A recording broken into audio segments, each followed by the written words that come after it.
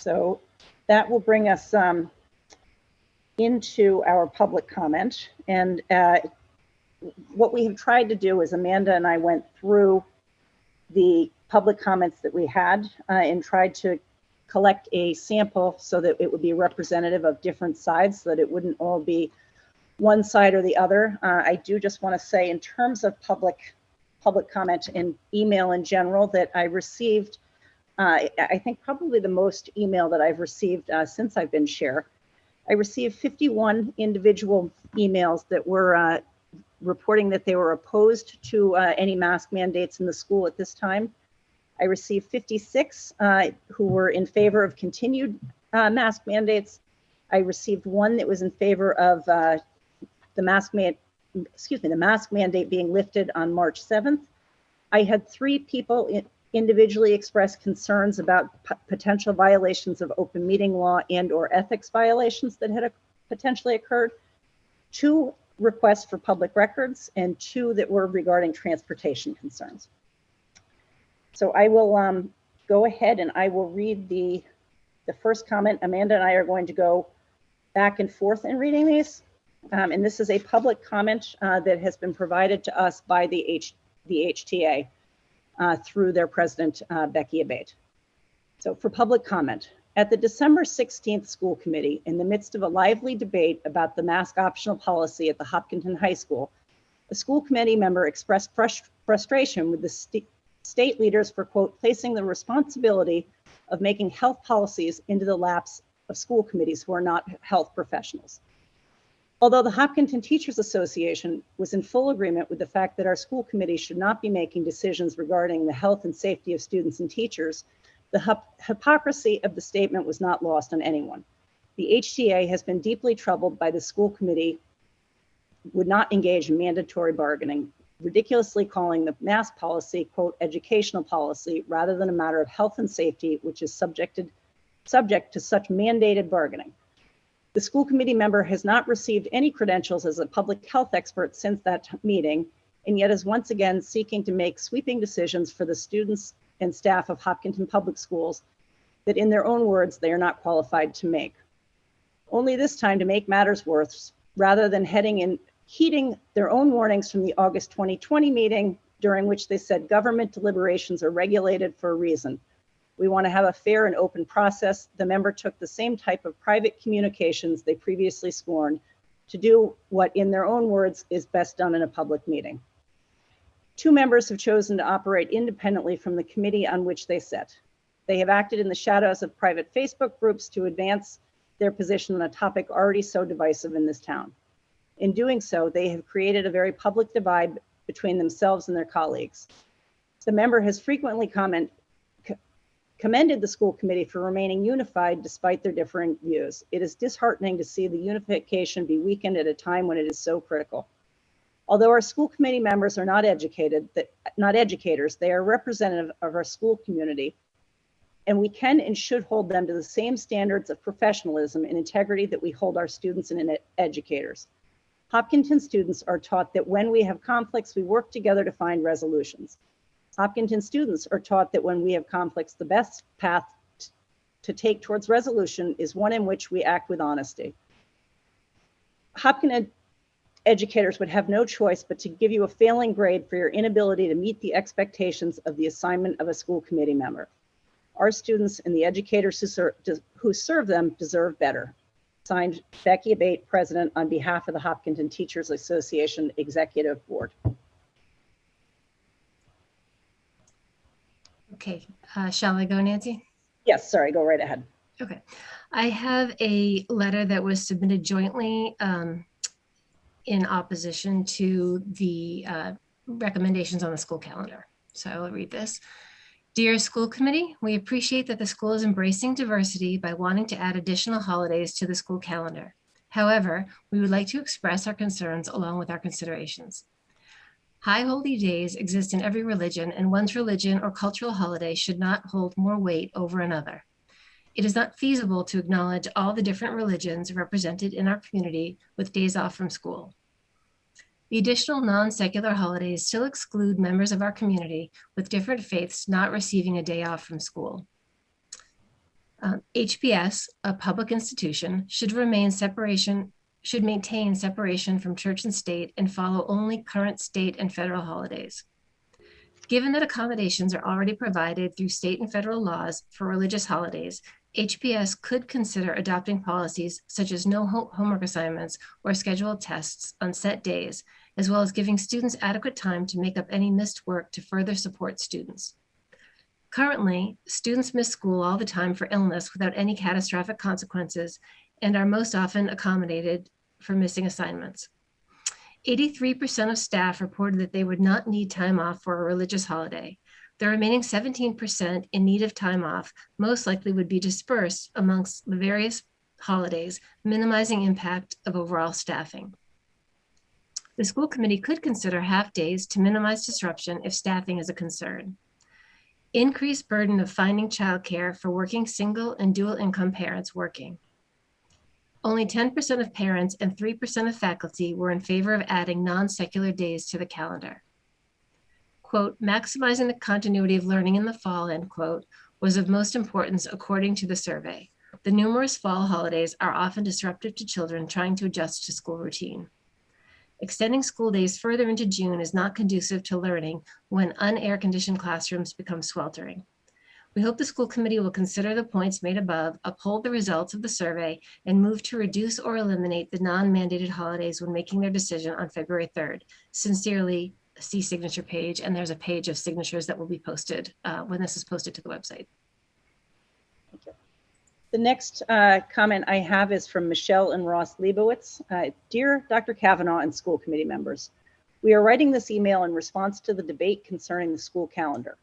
Frankly, we are disappointed but not surprised that we are once again having the same debate that we had just 5 years ago.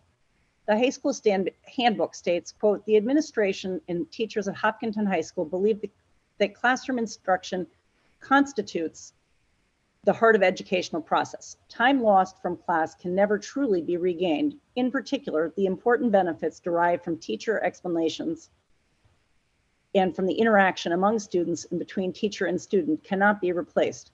By rejecting the calendar subcommittee's recommendation, the Hopkinton School Committee would be acting in direct opposition to the stated policy regarding attendance. 5 years ago, Hopkinton Public Schools chose to remove the Jewish high holy days from the school calendar. Dr. McLeod's main reason for removing these days from the calendar was to try to help the continuity of learning in the beginning of the school year.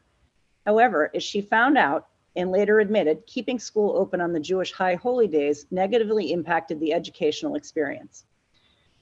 The year that those days were removed, Dr.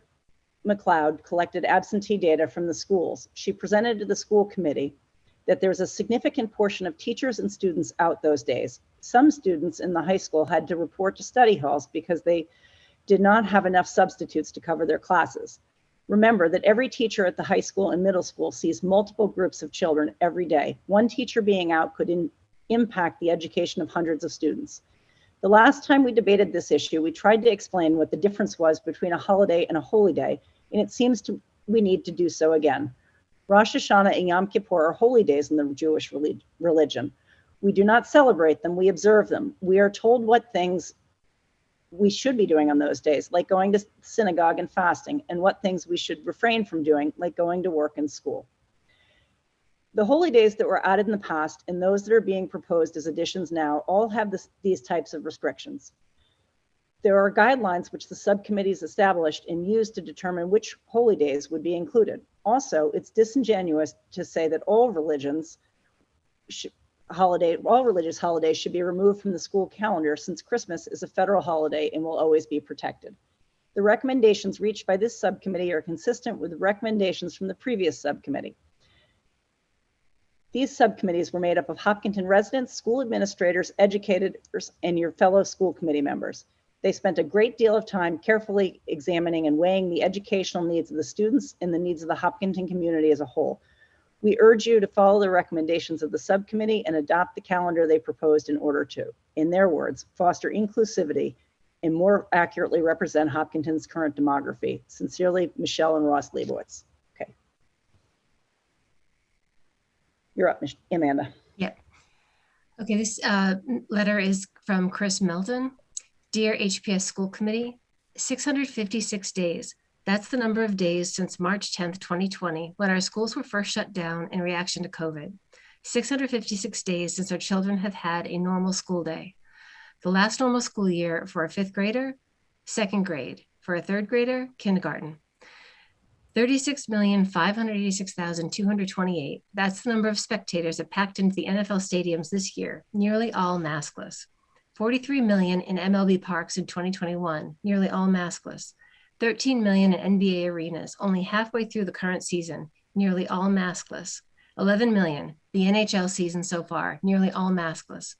I could go on. Restaurants, stores, camps, vacations, weddings, politicians gallivanting in tropical destinations, maskless while their schools are in zombie-like conditions. Only 10 states have mask mandates in schools. Thousands of schools around the country have had mask optional policies for over a year now. Europe has never masked under 12s since the beginning of the pandemic, and only a handful of European countries ever masked under 18s. The data shows no statistically significant difference in district or community spread in mask optional versus mask mandated situations. Now, major economies like England, Ireland, France, Finland, Denmark, the Netherlands, Sweden, and South Africa have lifted all COVID restrictions. Health authorities and mainstream media now admit, quote, cotton masks are nothing more than facial decoration, end quote.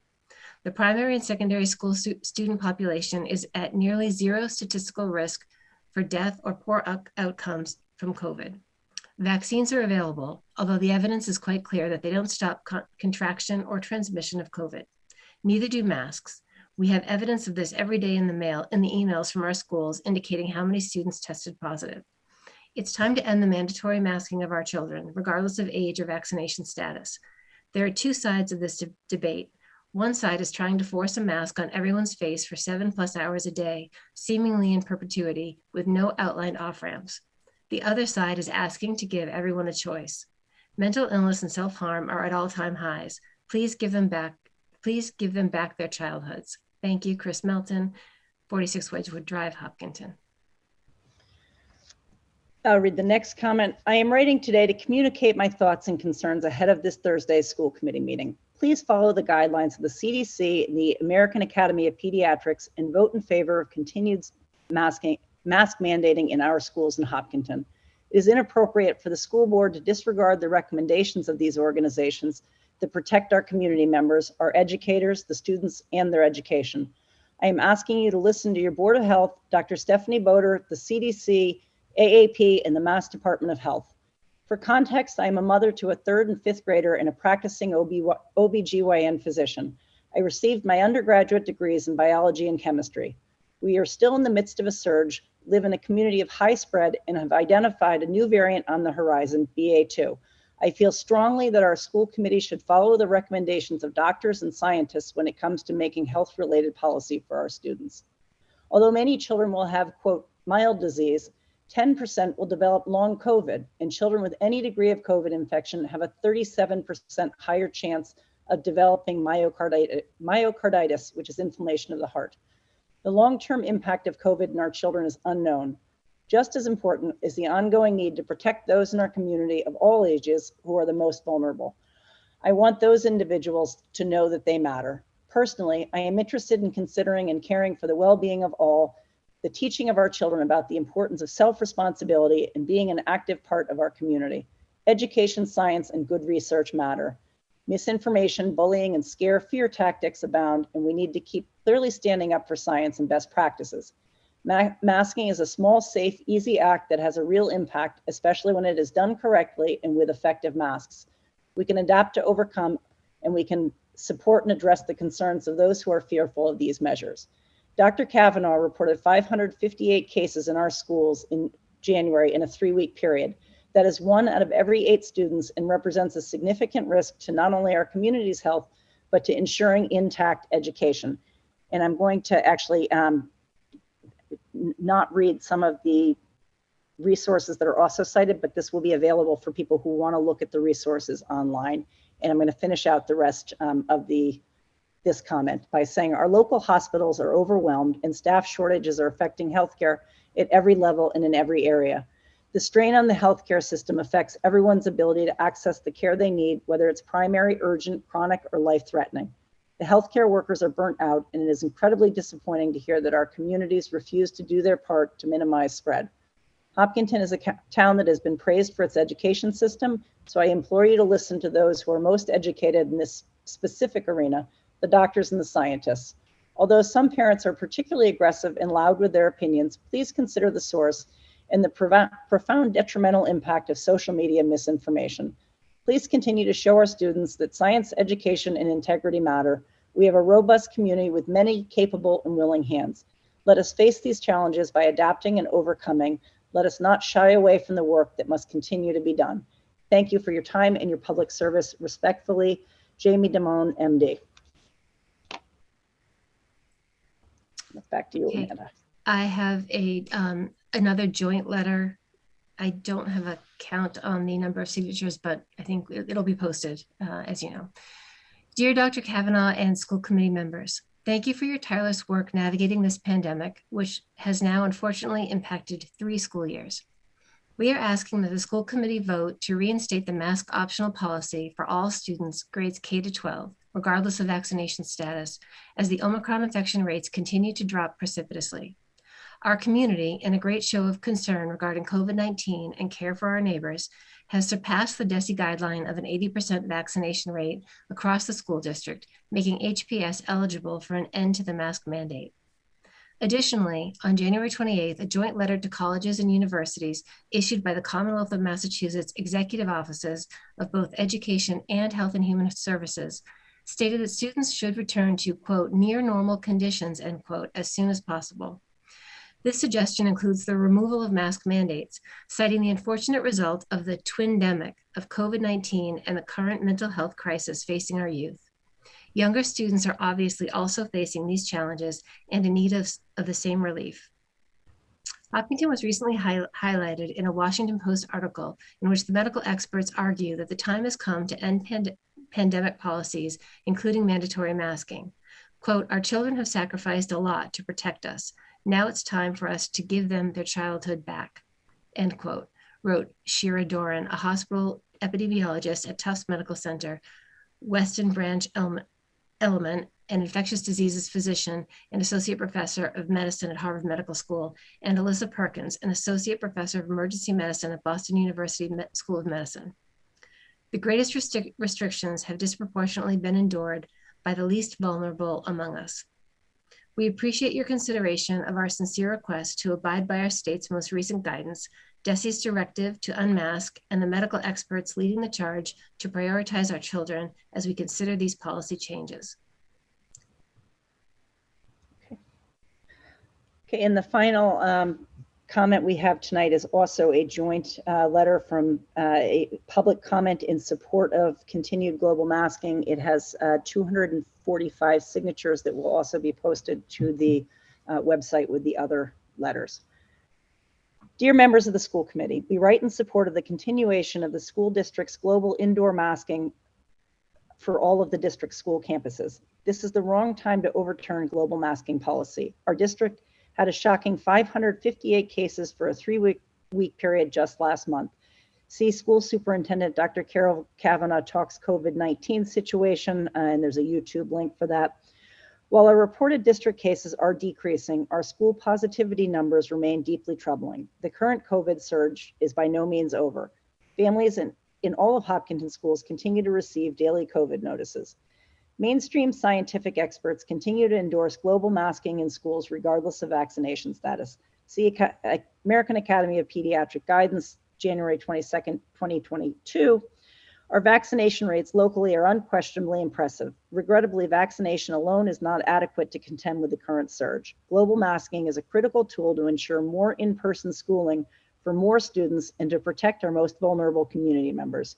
We encourage you to embrace mainstream science and maintain global masking in our schools. We very much look forward to the day when this policy is not necessary, but today is not that day.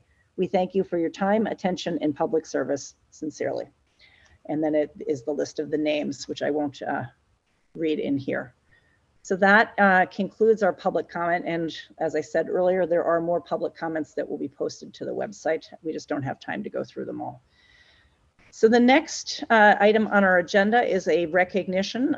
Dr. Kavanaugh, did you want to do that for School Resource Officer Phil Powers? I surely do. Thank you, Nancy. So as many know, Phil Powers, our School Resource Officer, has retired at the mandatory age of 65. Phil has been with the Hopkinton Public Schools since the year 2000, so he probably came with the building. And he's had 21 great years with us. I know that the kids are going to miss him, and I know that he is really going to miss the kids. One of the things that Phil says is that he gets to meet the kids as they are coming into kindergarten and then watches them graduate. And it's been a good run for him. And I think that he's been really good for kids and for our school. So I just want to recognize him and thank him for all of those years of service and for all the good that he's done for children. Anybody want to say anything else about Officer Phil or any other recognitions? Go ahead, Meg. Sure. I just want to thank Officer Phil for everything. He's been so kind to kids, especially offering them a ride to school in his patrol car, which I think was one of the highlights of my son's life. So I really appreciate how he never talked down to kids and he was just very present with him. So thank you so much, Phil. We're going to miss you. Thank you. Leah, did you have your hand up? Yeah, I just wanted to say basically the same thing. My two kids often went to his office. They thought OP was one of the best people that they met in the high school. They were extremely happy to have him around, felt safe with him, and I really appreciate all his service. Great, thank you. Amanda? I want to chime in. I won't duplicate that praise. I'll just echo it and add that I had a chance to serve on Youth Commission and with Officer Phil and collaborate on some activities together and participate in the fishing derby that he very lovingly organized with his fellow officers. And it was always great to work with him and just hear his concern and care for children come out all the time in everything he did. So thank you to Officer Phil. Your work is much appreciated. And of course, I'll add to that too, Nancy. Officer Phil has a great example of a good leader locally, and he got to know the kids as well as their families and seemed to always remember who's who, and just a great shining example of a good community leader. So thank you, Officer Phil, for your years of service, and congratulations. So I echo what everybody else has said before. I don't want to repeat, but I also want to add that one of the things that doesn't get quite as much press is a lot of the behind the scenes stuff he does with kids who are perhaps headed down a more difficult path in diverting them from what could potentially have them end up in the legal system and instead diverting them towards treatment and other programs to help get them to a better path, and that he checks in with kids and has followed them through their years and been really a trusted, valuable resource for them. Also want to just thank him for the countless after hours activities that he would be at for the kids. Things like the prom. I can remember there was when one of my kids was on the high school swim team, and there had been an incident the previous week in the building around where the pool was, and the kids were a little bit nervous, and he showed up there in the stands for the whole swim meet and was watching over them. And it's nice the way he helps kids to feel safer, and really has made a significant impact on many, many kids. So thank you, Officer Phil, and good luck and enjoy your well-earned retirement. Thank you. All right, any other recognitions before? Amanda, go ahead, did you have something? You're muted, sorry. Sorry about that. I just want to give a shout out to our chairperson who has worked really hard. I think the whole community has seen responses to emails. I think every single email we've received, we read them, but the chair is charged with communicating back, and everyone has gotten a response. It is a really difficult and arduous job, and I just want to thank you for doing that on our behalf and all the other things that you do as chair, especially this week. It's been very busy, I know. Thank you. I appreciate that. You're very kind. So that brings us into Jesse oh, Carol, do you want to say something? I just wanted to have a shout out to our building and grounds custodians and maintenance for all the snow cleanup. It was amazing on Monday morning, all cleaned up. You wouldn't have known it. Well, aside from the giant mountains, you wouldn't have known it. Hopefully that will be not something they are called to do too many more times this season, but I have a feeling there will be a few others. So, okay, so that then, Jesse, do you want to go ahead with your report? Absolutely. At the high school, we've just begun our second semester now, and things are going pretty well. We've definitely seen a slowing down in the number of students who are out of school, which is great, obviously. In other news, our winter sports teams have been doing well. Boys basketball is currently on a 7-game winning streak, and our track team has been breaking records left and right. Kate Powers recently won the weight throw at the prestigious Millrose Games in New York City, which is extremely impressive, so shout out to her. We just hired a new field hockey coach and a head volleyball coach for the fall, so that's exciting as well. Bianca Powell was honored as MIA's Student Athlete of the Month, which is a great accomplishment that she is definitely deserving of, given her dedication and commitment to the unified programs here at the high school. Last weekend, robotics hosted and ran the VEX Robots and REC Foundation event, which was a success with 3 teams receiving various awards. The art department honors exhibition will be open for public viewing at the HCA from February 7th to March 6th. So if you get a chance, you should absolutely check out some of the incredible artwork our students have created. And that's all I have on the high school front. So if you have any questions, feel free to ask away. That's great. Does anybody have any questions or things they want to say with Jesse's report? Always a highlight. I know I say that every time, but it really, it's enjoyable to hear about the things that we are, the fun piece of this, the part where we get to see what's actually going on with the kids.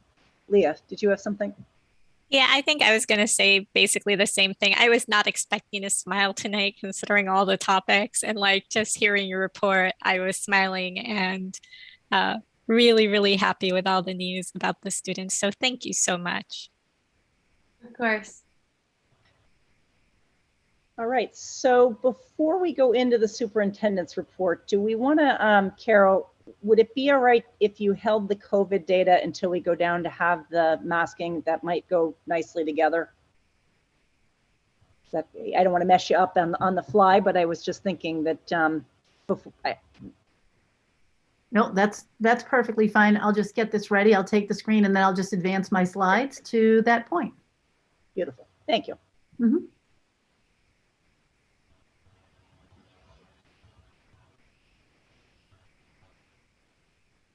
There we go.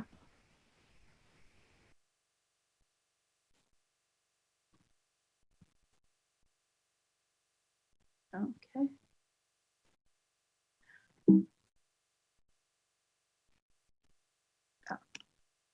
All right, I'll back up and start on this one. This is the modified superintendent's report for Thursday evening, February 3rd, 2022. We're holding the COVID-19 data update. So you will see the elementary school building committee 2 update, one of the challenges that we're currently facing with the FY23 budget, and then just a couple of Hiller highlights.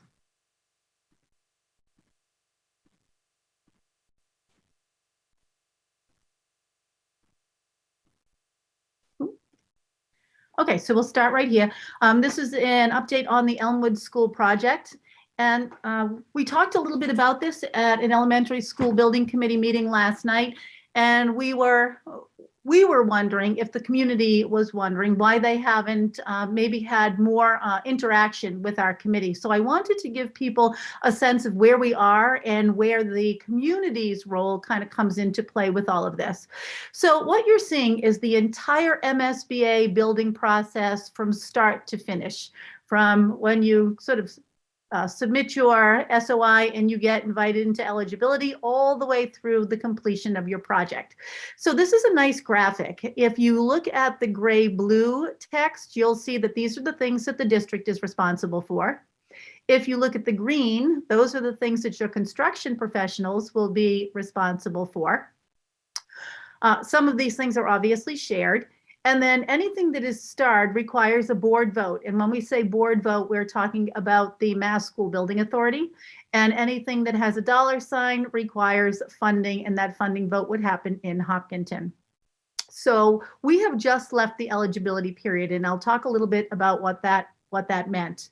So module 1 is the eligibility period, and it lasted for us from May 2021 to December of 2021. We received our initial compliance certification. All of that got signed and sent in. We had confirmation of community funding, and that happened at the special town meeting of May 8th in 2021. So we got authorization and financial support. The elementary school building committee was established in June of 2021. It was approved by the select board vote. And then the next two things that you see are in blue font. And the things that are in blue font indicate that those are things that happened within the school district. So that was all done by school professionals. So the school professionals came up with an educational profile, and we also submitted to the MSBA our maintenance practices. This process lasted a very long time, and it just completed back in October. This looks like a small amount of work. It's an enormous amount of work. We probably started this in the winter of 2021, back in November and December, to really think about what that educational profile would look like, even I think before we had a lot of these other pieces in place. So we got our design enrollment from the MSBA, and I know that people have seen that in these slide presentations before. We were invited into feasibility with the MSBA on December 15th. I know I've said that before, and we have executed the MSBA's standard feasibility study agreement. So we're in great shape. Here's a money spot and here's a board spot. Both of those hurdles have been covered. So you might think, given all of the things that I showed you on that previous slide, that we're really far along and people are wondering why you haven't heard from us. But the truth of the matter is we're right here.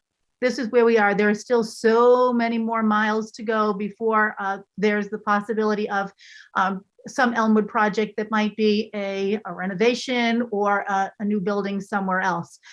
So right now we are in this place right here where we are forming the project team that is partially the responsibility of the school district and partially the responsibility of whoever our construction professionals will be. So what's going to be happening? On January 27th, we had our request for services published and approved by the MSBA. To date, we have had 22 vendors request the bid document. On February 2nd, 21 vendors attended a walkthrough with Tim Person, our Director of Facilities.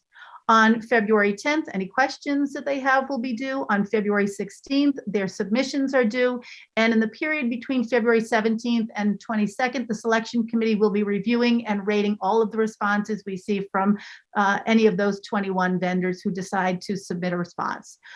On February 23rd, we will take our top vendors and we'll put them on a short list, and then we'll start doing vendor interviews. On March 3rd, our identified selected vendor will be moving on. And so on March 9th, a final selection and procurement package will be submitted to the MSBA. On April 4th, the MSBA OPM review panel will work its magic. And on April 5th, we will execute a contract with the owner's project manager. So that's what we'll be doing over the next 3 months. And all of this really is stuff that will, just get us to a place where we have an owner's project manager and where the MSBA has signed off on that vendor.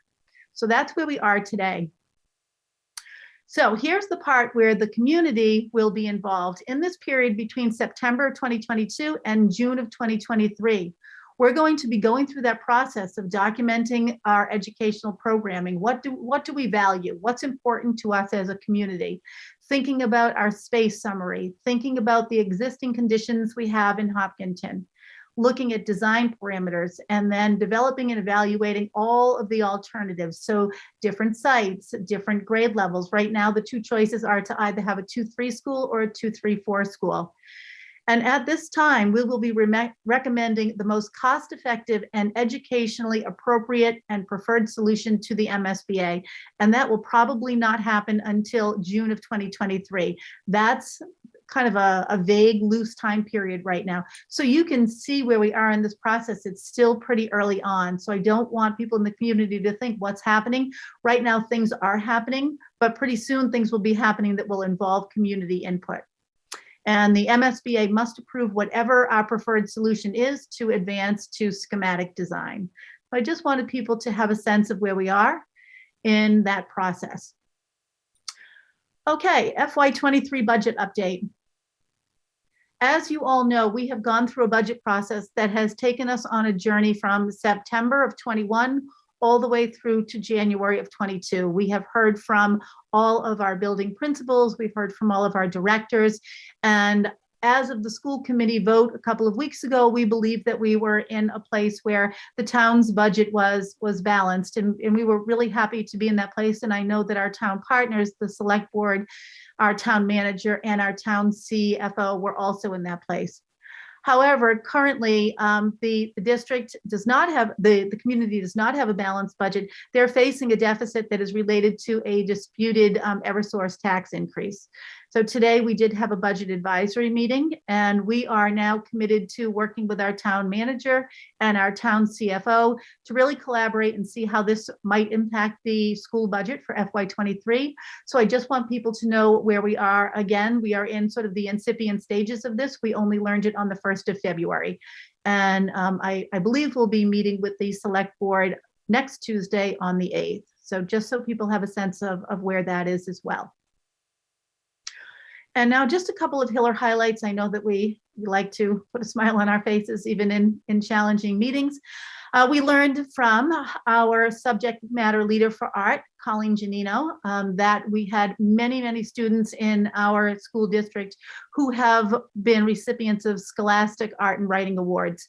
And I did want to thank Catherine Brummett, Christine Enos, Colleen again, Chris Kellenberger, Sarah Williams, Sterling Burrell, and Jessica Zwillinger.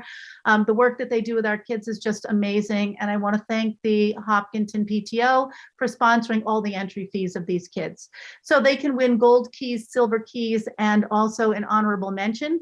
Some of these students have actually won multiple awards. So just to kind of keep it streamlined, I will read you the names of those students. They are Sarah Durand, Cindy Yang, Penelope Dahlmeyer, Kevin Gu, Shayna Hansen, Rabia Quadri, Catherine Anderson, Allie Boyer, Clifford Kenzangian, Ava Bennett, Dan DeLeva, Owen Fitzpatrick, Connor Grady, Kara Levinson, Corbin Alexi Munn, Avery Ravitch, Isabella Restaghini, Zoe Schaefer, Maeve Swab, Parth Hare, Jianing Huang, and Kenley Silva. So congratulations to all of those students, both high school and middle school.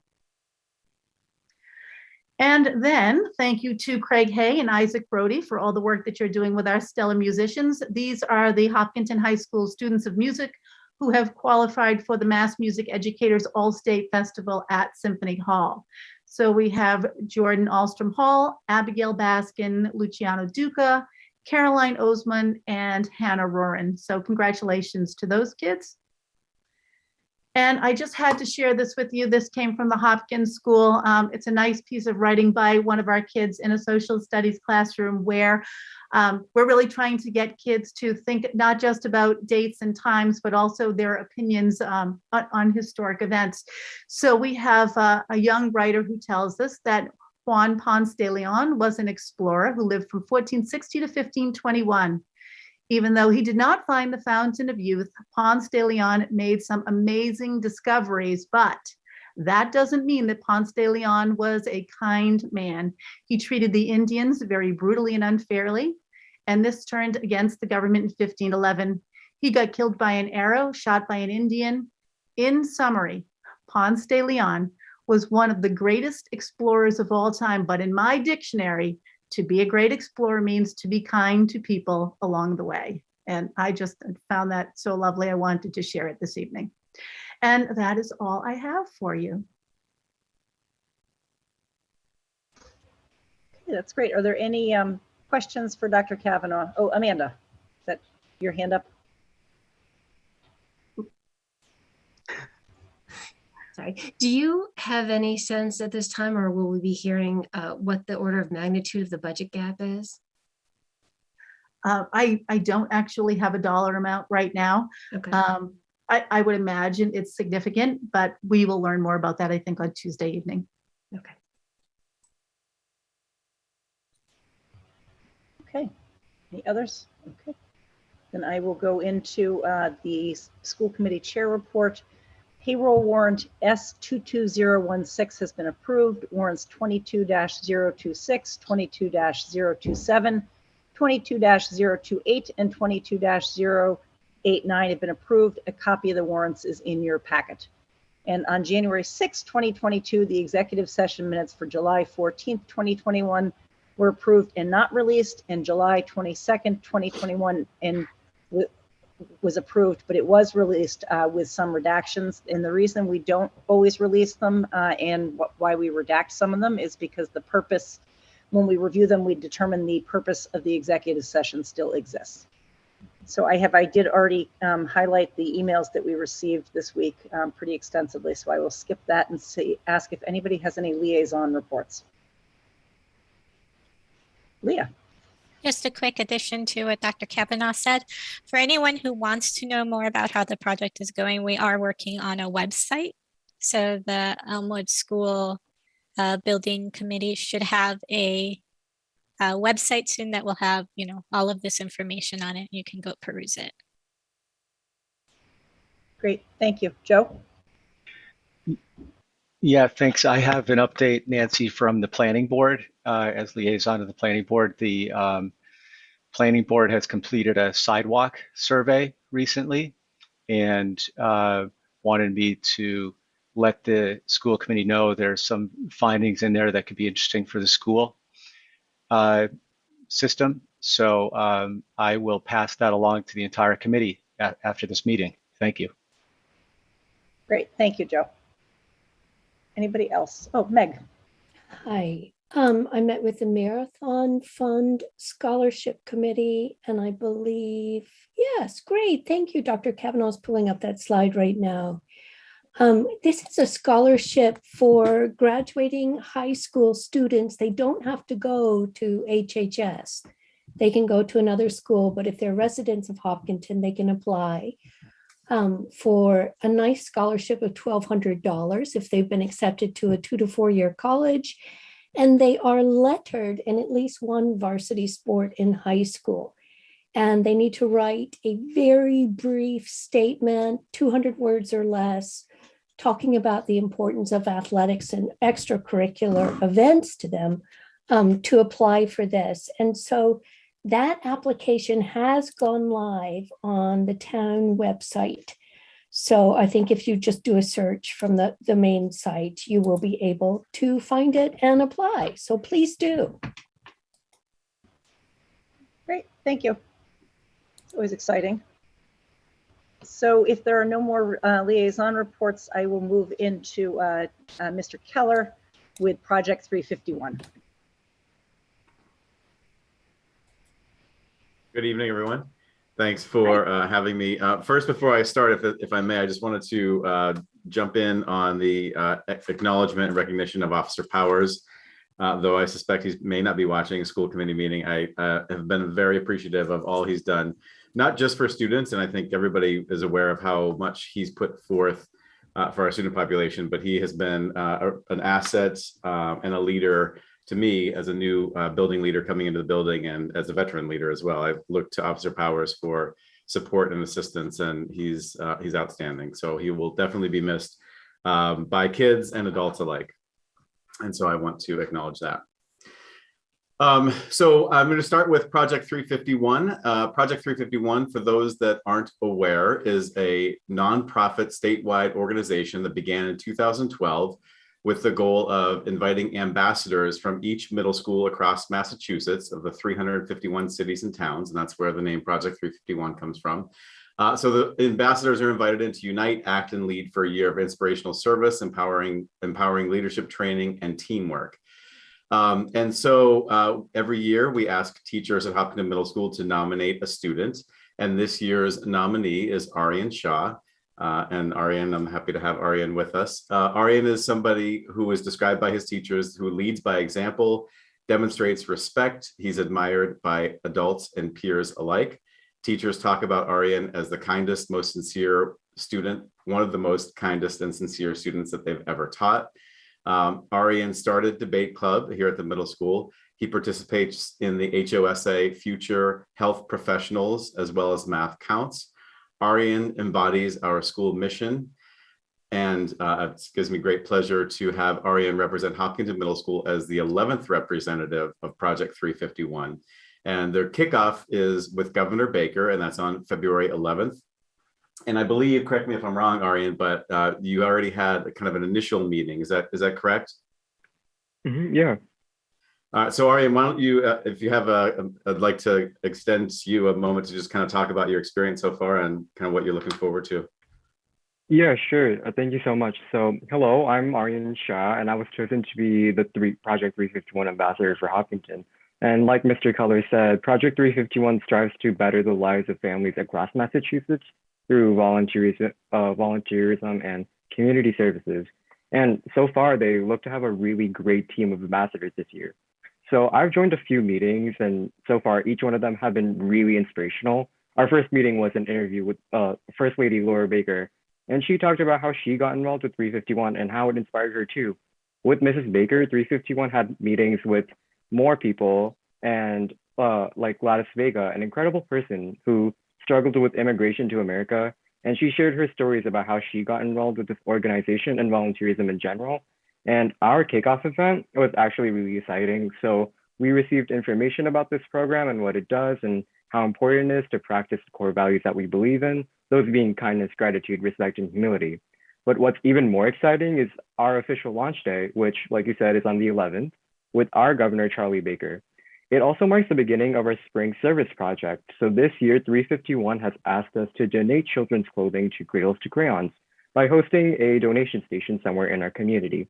I still need to get those information confirmed until the 11th, but I think this would be like a really great idea to host at our school.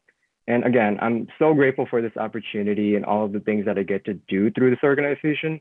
So thank you so much for electing me, all of my teachers and Mr. Keller and Mrs. Ben-Manick. And I look forward to representing our school and serving our community this year. Well, as you can see, I think we made a great choice, and it's hard to make this choice. We have a lot of great students, but we're really excited to have Aryan representing HMS. Thank you, Aryan, for being willing to do so.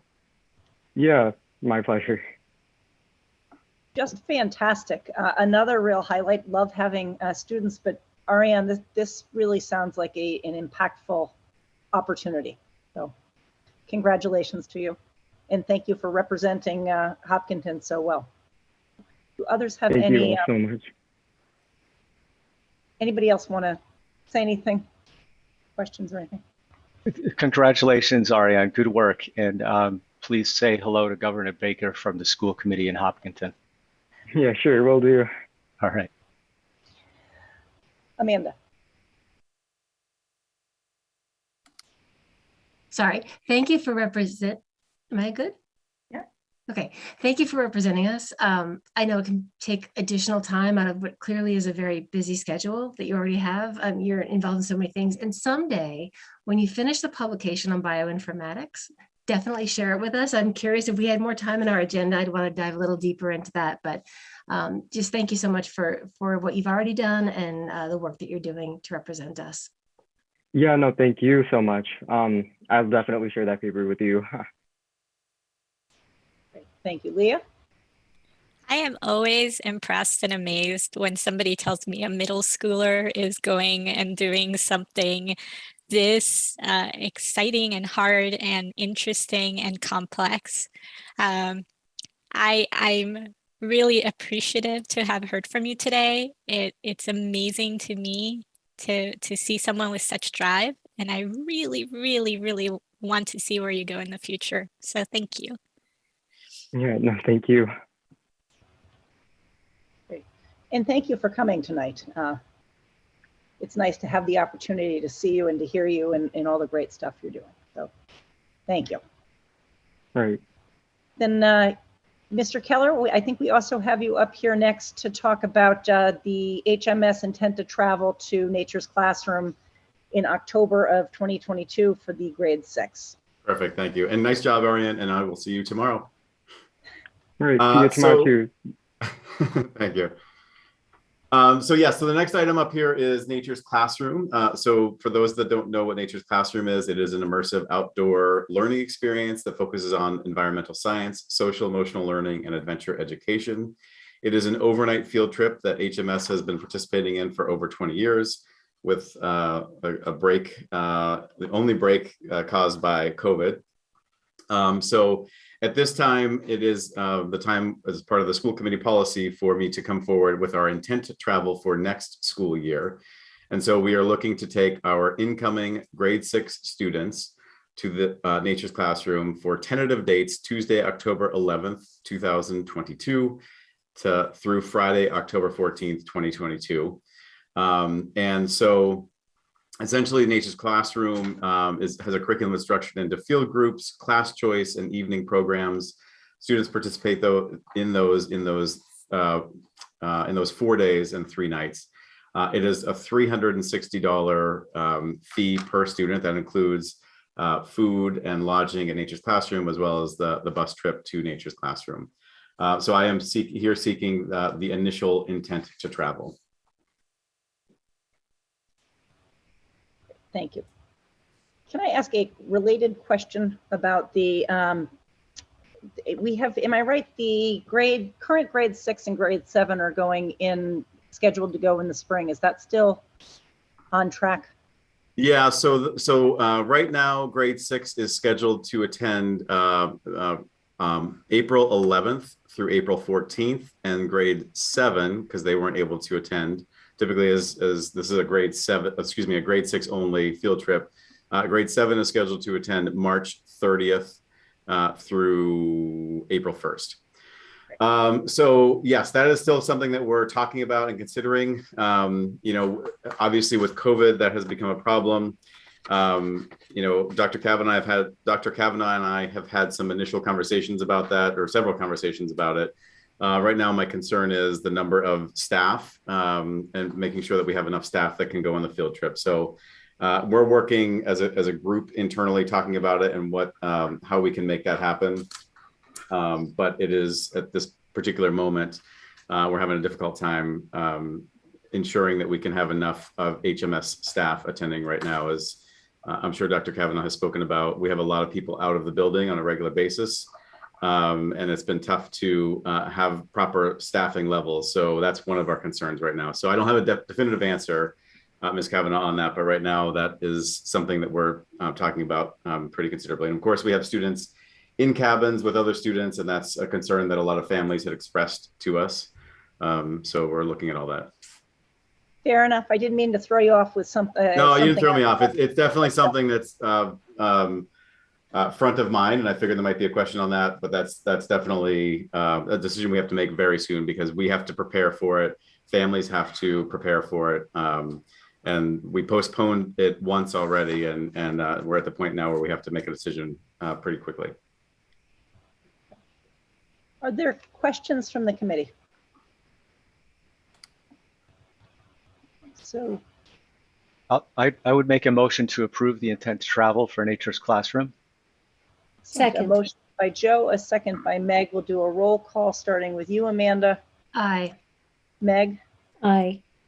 Leah, Aye. Joe, Aye. and I am also an aye, and it passes. I will cross my fingers that things are smooth sailing going forward for that. So thank you for that. And then I think that's all we have you on here for tonight. Is that right? It is, yes. Thank you so much, everyone. I appreciate it. Have a good night. Thank you so much. Have a good night. Thanks. That Bye-bye. brings us down to Mr. Bishop with the Hopkinton High School Program of Studies. Hey, Mr. Bishop. Hello, good evening, everyone. Thank you so much for having me. It's nice to see you all and giving me the opportunity to talk a little bit about the program of studies, the 2022-23 program of studies. Believe it or not, it is that time of year where we have done some kind of groundwork getting ready for students to start to select courses for next year. So the date that students will be able to start picking classes at the high school is March 8th. And then March 26th is when the 8th grade will be able to start to select classes for the high school. So there's been a lot of prep work behind the scenes. I've been meeting with the other administrators, Mr. Pominville and Ms. Tice, as well as each one of the subject matter leaders. It's a standard kind of process we go through in December and January. We really do a review of our program of studies. We look at the courses that we offer. We talk to the students about what they're interested in taking, make some tweaks if we need to, any changes. And so I'm here just to talk to you a little bit about some of the changes, very limited changes this year, a few new courses, a few course name changes, and then 1 or 2 courses that we're removing from the program of studies. Also important to mention, there's no funding increases connected to any of these requests. As I know many of you know, we put all the courses into our program of studies, and whatever students are interested in is the courses that we run. And if students don't sign up for certain courses, we won't run it, but we won't remove it necessarily from the program of studies. It really is all about student need. And that's really what drives our decision making, is we want to make sure we offer courses that students want to take. So I'll start with some of the new course offerings, and you'll see in the memo that I sent, a lot of this is around our visual arts department. I've been meeting with Mrs. Giannino, who is our subject matter leader. She's fantastic. And we've been talking a lot about rebranding a little bit and trying to drum up a little bit more interest in some of our art classes. And so our first class that we're going to be offering that's new is called Explorations in Art. And that's really going to be an introductory level class, open to grades 9 through 12, semester long.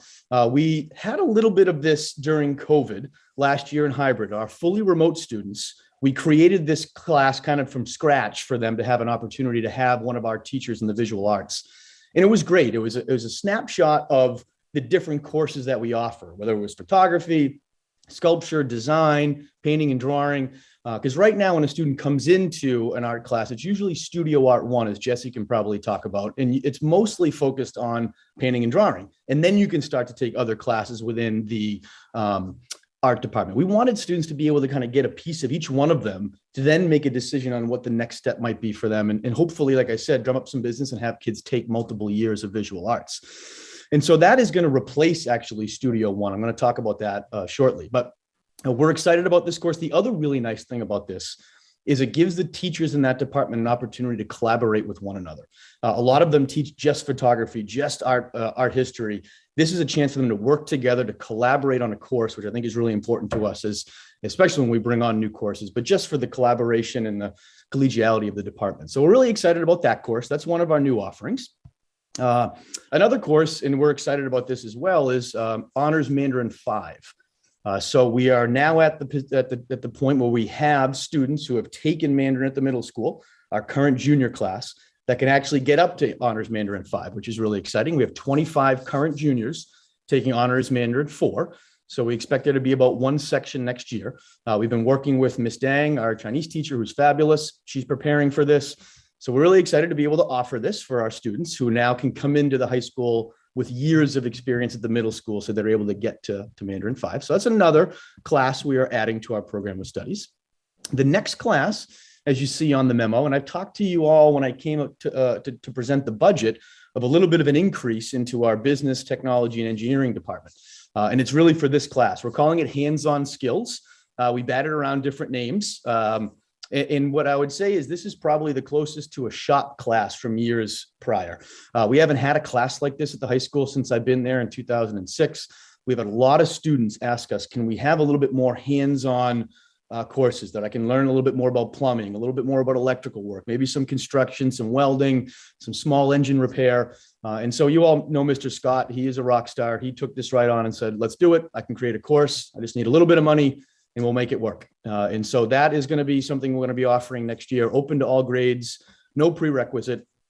He's also doing some after school workshops with those electrical, plumbing, construction, welding, bicycle repair, and small engine repair for students to kind of get a little bit of a taste of it this year to hopefully get some students to sign up for it next school year. So again, really excited about that. Another offering in our BTE department.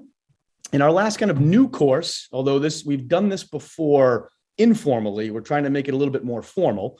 And Jessie's an athlete. She knows she sees a lot of students in our training room who have an interest in athletic training or sports medicine. And they're doing kind of an informal internship with Amanda Major our athletic trainer. And I met with her about a month ago to talk about maybe we can make this a little bit more formal. Maybe kids can get credit for it. It can replace one of their classes that have to be at least 5 to 6 hours of expectation of work after school, attending sporting events, being in the training office. Right now, she has 9 students that are helping her out, which is great, but it's a lot. And so we're going to have more of a application process, interview process. She's going to pick 5 to 6 students per semester. And I think that's going to be very popular. So we're excited to kind of have that be a little bit more formal, similar to some of our other kind of independent studies that we have. So those are just the 4 new courses, in addition to all the other ones that we offer that I know that you've seen in our program of studies. Really quickly, some of the name changes. I do, speaking of independent study, I do a school administration independent study where I typically have 1 to 2 students per semester that I meet with once a week to talk about different projects around the school. And I've been doing a lot of thinking about kind of changing that up a little bit. And so we're going to make that into what we call the Principals Leadership class. So students can sign up for it. It's going to meet 3 to 4 times a week, kind of like a standard class. We're going to do some leadership, but also some big projects at the high school that we can work on with the student body. So I'm really excited about it. I know some other high schools have a very similar model. I've been doing some research and I'm excited about that. So that's an opportunity open to all grades, no prerequisites. Again, a little bit of leadership and also a little bit of kind of school-based, decision-making and being part of some different efforts that we're doing. So that's just a course name change. Like I said, we're doing away with the studio art titles. So we have the explorations of art that's kind of replacing Studio 1. And then we're going to have painting and drawing 1 and 2. That's going to replace Studio Art 1, 2, and 3. That might be a little confusing. And then we're going to have what we call portfolio replace Studio Art 5. So the whole Studio Art sequence is going to be kind of removed, replaced by explorations of art, painting and drawing, and portfolio. And obviously we still have the rest of our visual arts classes that students love. And then there's just a small name change with one of our Photoshop Adobe Certified Associate course. It used to be called Adobe Certified Associate, but now we're going to call it Adobe Certified Professional, have it be a little bit of a hybrid model where kids are coming in one day and then the next time they have the class, they'll be doing some independent work. So those are some course name changes. Again, nothing has changed in the course description. And then at the bottom of this memo, you see some course removals. Like I said, all the studio arts are being removed. We're also removing Global Spanish 1. And the reason for that is we want to have students when they come into the high school, we want them to have the options of Spanish 1, French 1, and Mandarin 1. In the past, we had multiple Spanish levels, and we felt we wanted to do away with that and kind of be consistent within the different disciplines within world language. So I talked a lot with Ms. Bell, our new SML in that department. We think this is the right decision. Kids who are taking Global 1 now will be able to take Global 2 next year as we phase that out. But we're going to standard and have it be Spanish 1, French 1, and Mandarin 1 for students coming into the high school. So I know there's a lot on the agenda. I was trying to talk really fast right there because you got a lot to get to. So I'm happy to answer any questions that you have on the program of studies or anything about the high school. Great, thank you. Leah, I see your hand up. I am so excited to see that 2 of the classes are exploratory classes. I feel like there's a tendency for kids to start to feel funneled when they get to high school and like they can't break into new things and they don't know how to find them or how to get their hands on them. So I'm super excited to see that 2 of these classes are sort of introducing a lot of different things so kids can really understand what they enjoy. So thank you very much. Thank you. Meg. I love how excited you get about the ideas. You make us all feel the same about those courses. And that's really what the best kind of teaching does, right? Raises the enthusiasm about a topic. So very happy like Leah is about the hands-on elements and the art classes. And I have just one little question. Did I mishear you? Did you say Principals Leadership Club or Principals Advisory? Yeah, so I think in the memo I sent you, unfortunately, I put Principals Advisory class. What we're calling it is the Principals Leadership class. And so, and what I didn't mention is that Mr. Palmerville and Ms. Tice are going to assist me with that. So the 3 of us are going to kind of co-teach the class, which I think it's going to be good for us to get in the class and kind of do that planning like a lot of our course partners do in other subjects and kind of roll our sleeves up and get in the classroom. So we're really excited about that. Great, thank you. Awesome to hear you every year. I love how everything is student-led interest and how you switch it up every year. And I think, like Meg said, you come back with the enthusiasm that makes us all want to sign up. So Exactly. Yes. I also like the more descriptive names on the art classes. Makes a lot of sense. But love to see all those new classes. Good work. Thank you. Thank you. anybody else want to say? I just want to say, I love the Mandarin. That Mandarin is expanding, and I love that we're getting to the point where kids can reach a level of accomplishment at Mandarin. It's taken a while to build the program, so I appreciate that you have stuck with it, and that families are signing up. It's a great program. It takes a lot of work, and it's great that we are continuing to expand that. So thank you for that, and everything else. Yes. Thank you. Thank you for the support. I appreciate it. Okay, I think there's a motion for that. Looking to consider a motion to approve the 2022 to 2023 Hopkinton High School Program of Studies. So moved as amended, since he amended the name of the one class.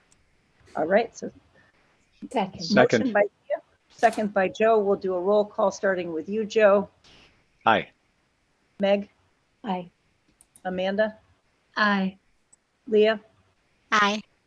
and I am also an aye, and that passes. And thank you so much for coming and spending your evening with us here. It's nice to see you. It's nice to see you too, everybody. Thank you so much for the support and good luck with the rest of the meeting. Thanks. Have a good night. Good night.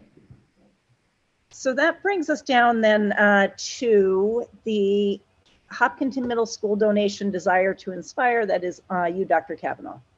Sure, I can do that very quickly. We are just looking for the school committee to vote to accept a donation in the amount of $5,035 for Hopkinton Middle School Desire to Inspire from Ellen Keller. So moved. Motion by Meg. Is there a second on that? Second Second. by Amanda. We'll start with you, Amanda. Aye. Roll call. Meg, Aye. Leah, Aye. Joe, Aye. and I am also an aye, and that also passes unanimously.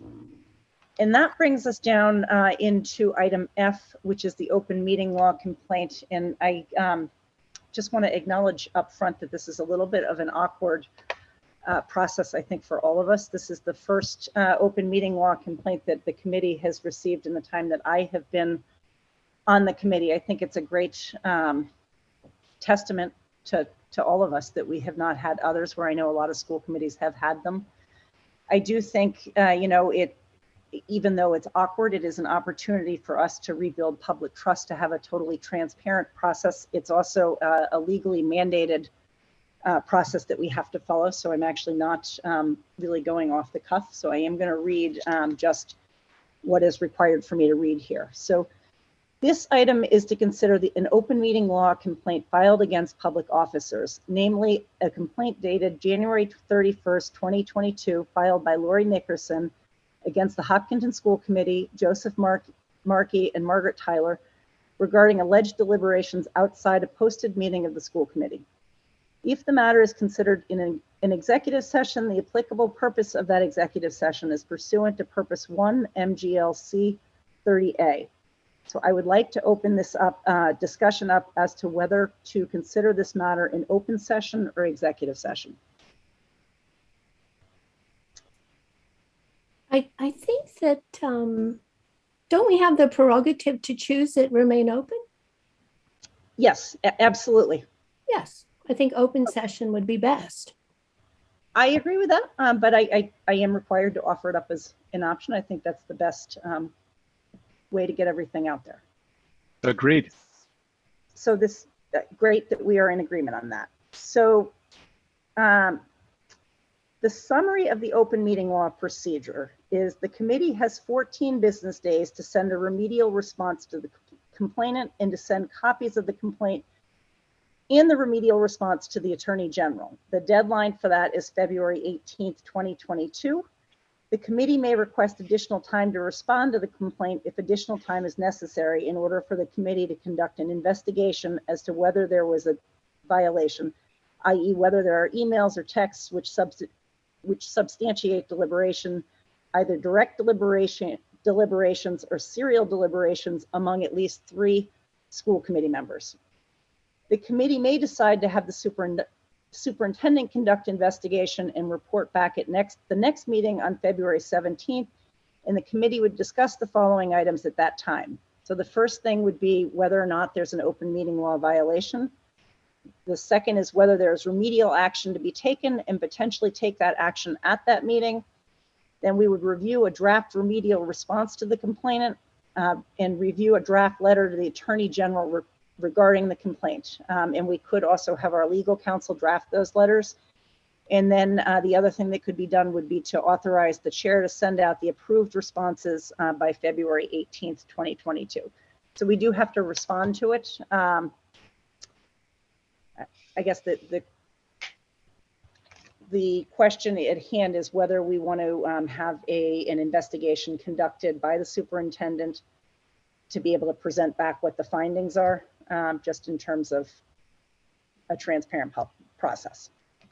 So I would open that for discussion among the committee. So tonight we don't actually have to make a determination on these things, but we have to decide if we want the superintendent to conduct an investigation, and if not, what parameters we are going to use to determine whether or not a violation occurred. May I ask a question, Nancy? Absolutely. Please go right ahead. Given that there are only two people in the meeting, I'm assuming you're reading the script accurately. Regardless of the merits of the claim, is an investigation required, or in some cases, do we look at the facts and determine that there two is not a quorum?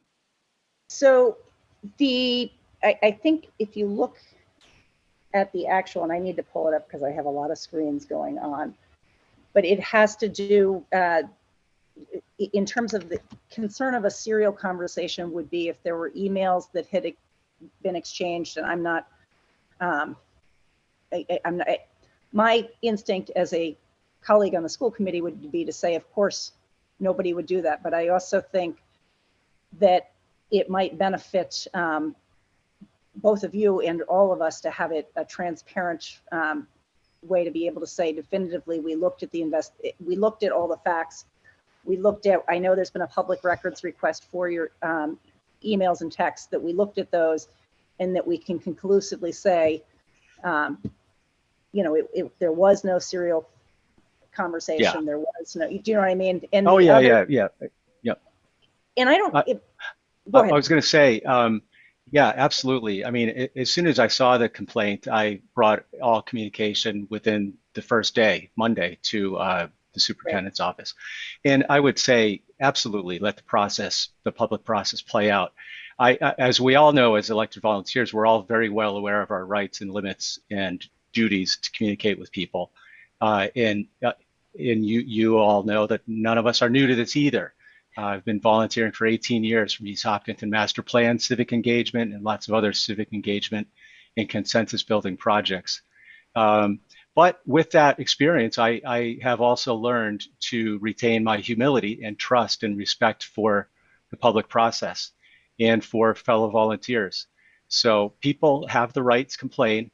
And I want to help diffuse the situation for the public too, because this is part of the public process. People have a right to complain and file complaints. There's a process for that. And then there's a process for us to review those. And we have a duty to look into it as a committee to learn what actually happened and then report back. So yeah, I agree with the steps that you're outlining. I agree too. And I'm very happy to, what is the verb I want to use? Delegate Dr. Kavanaugh and her people to perform the investigation? Deputize? Deputize. I deputize thee. To have Dr. Kavanaugh, and I don't know if you want to have anybody in your office to assist with what might be necessary to prepare for us to have the conversation, and then to be able to respond both to the complainant and to the Attorney General on the complaint. Yes. I would probably ask our HR director, Kim Polnick, to assist in the investigation. So if that, will our school committee council look at it too, or have they already? So our school committee council. Or whichever council. Yeah. So, yep. So I met with our one of our attorneys, Nancy Campany, when this first came through, because, you know, I wanted to make sure that the process was fair and transparent and to build public trust, because I think it hurts us if people can't see what we're doing and are wondering what happened. So I do want to make sure that we have that out for them to be able to, you know, answer back to people. But because I'm not familiar with the process, I did want to make sure she guided me through.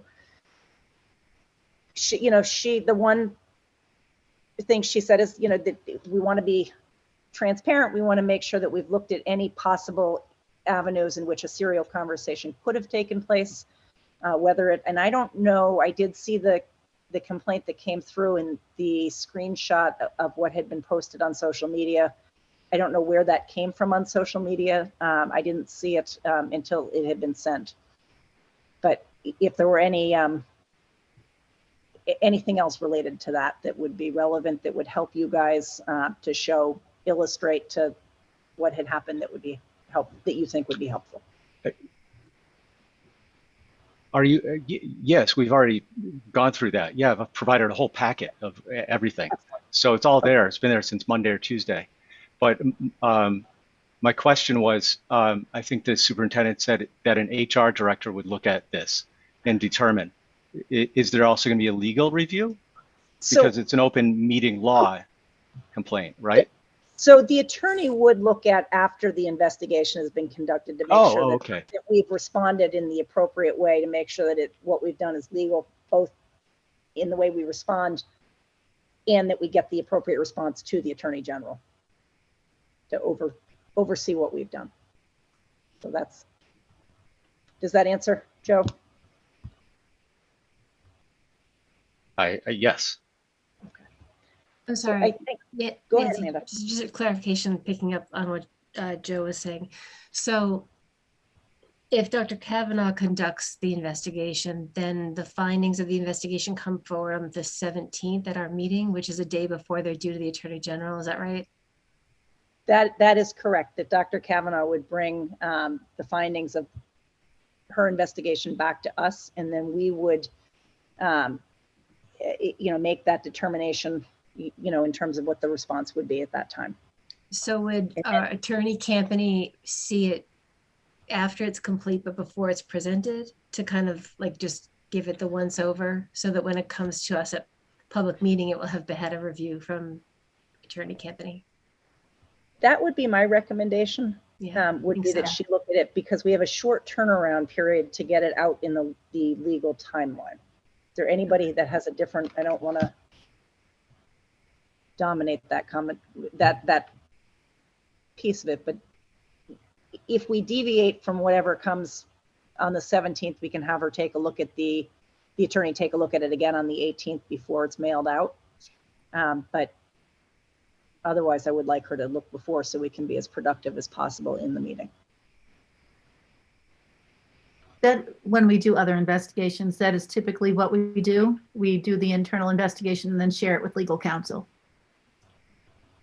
Sounds like a plan. So in that case, I would just like a motion to instruct it to request that the superintendent conduct an investigation and report back at the meeting on 17th and allow us to have a discussion at that time.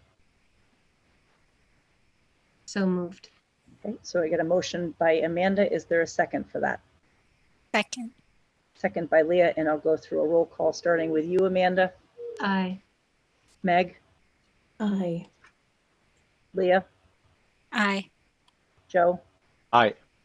And I am also an aye. So thank you all for that discussion. We can move on then to old business, which I know the mask off-ramping options has generated a lot of public interest. And I just want to say, kind of going into this, that I want to say that all of us here want what's best for our kids. I know a lot of people on one side or the other will say, well, if you don't believe this, then you don't care about our kids or different things. But there's not one of us that sits here that it does not want what's for the best for our kids. So however this night goes in terms of a vote, I know we're all coming at it from the right place. So with that, I'll ask Dr. Kavanaugh if you would like to begin the discussion.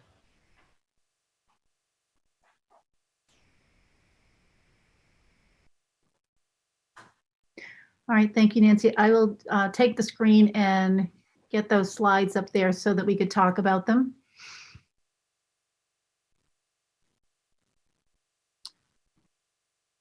All right, so the COVID-19 update.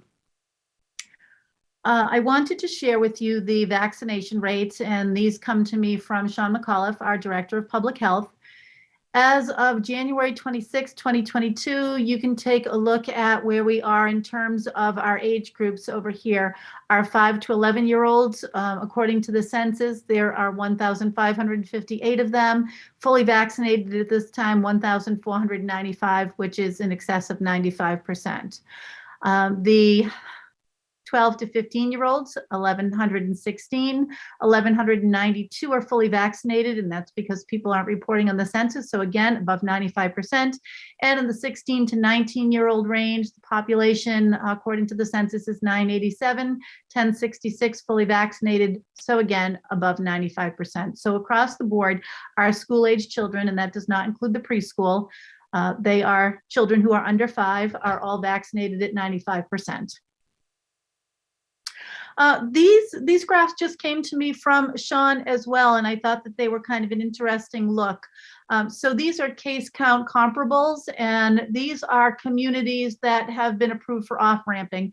And I know that they're communities with which he's had conversations with their public health directors as well. And they extend from you see the 27th of January, the 20th, the 13th, and the 6th. And you can just take a look at these communities' 14-day positivity rates. In each one of these, Hopkinton sort of falls in kind of a middle space here, a little bit higher here in the week of the 20th, and you'll see that that probably coincides with some of the data that the schools have. Again, a little bit high here, and I mean, compared to the other communities. And then on January 6th, you know, kind of in that middle of the pack again. So that's kind of where we are with all of these communities. And then if we look at case counts, our numbers are significantly higher.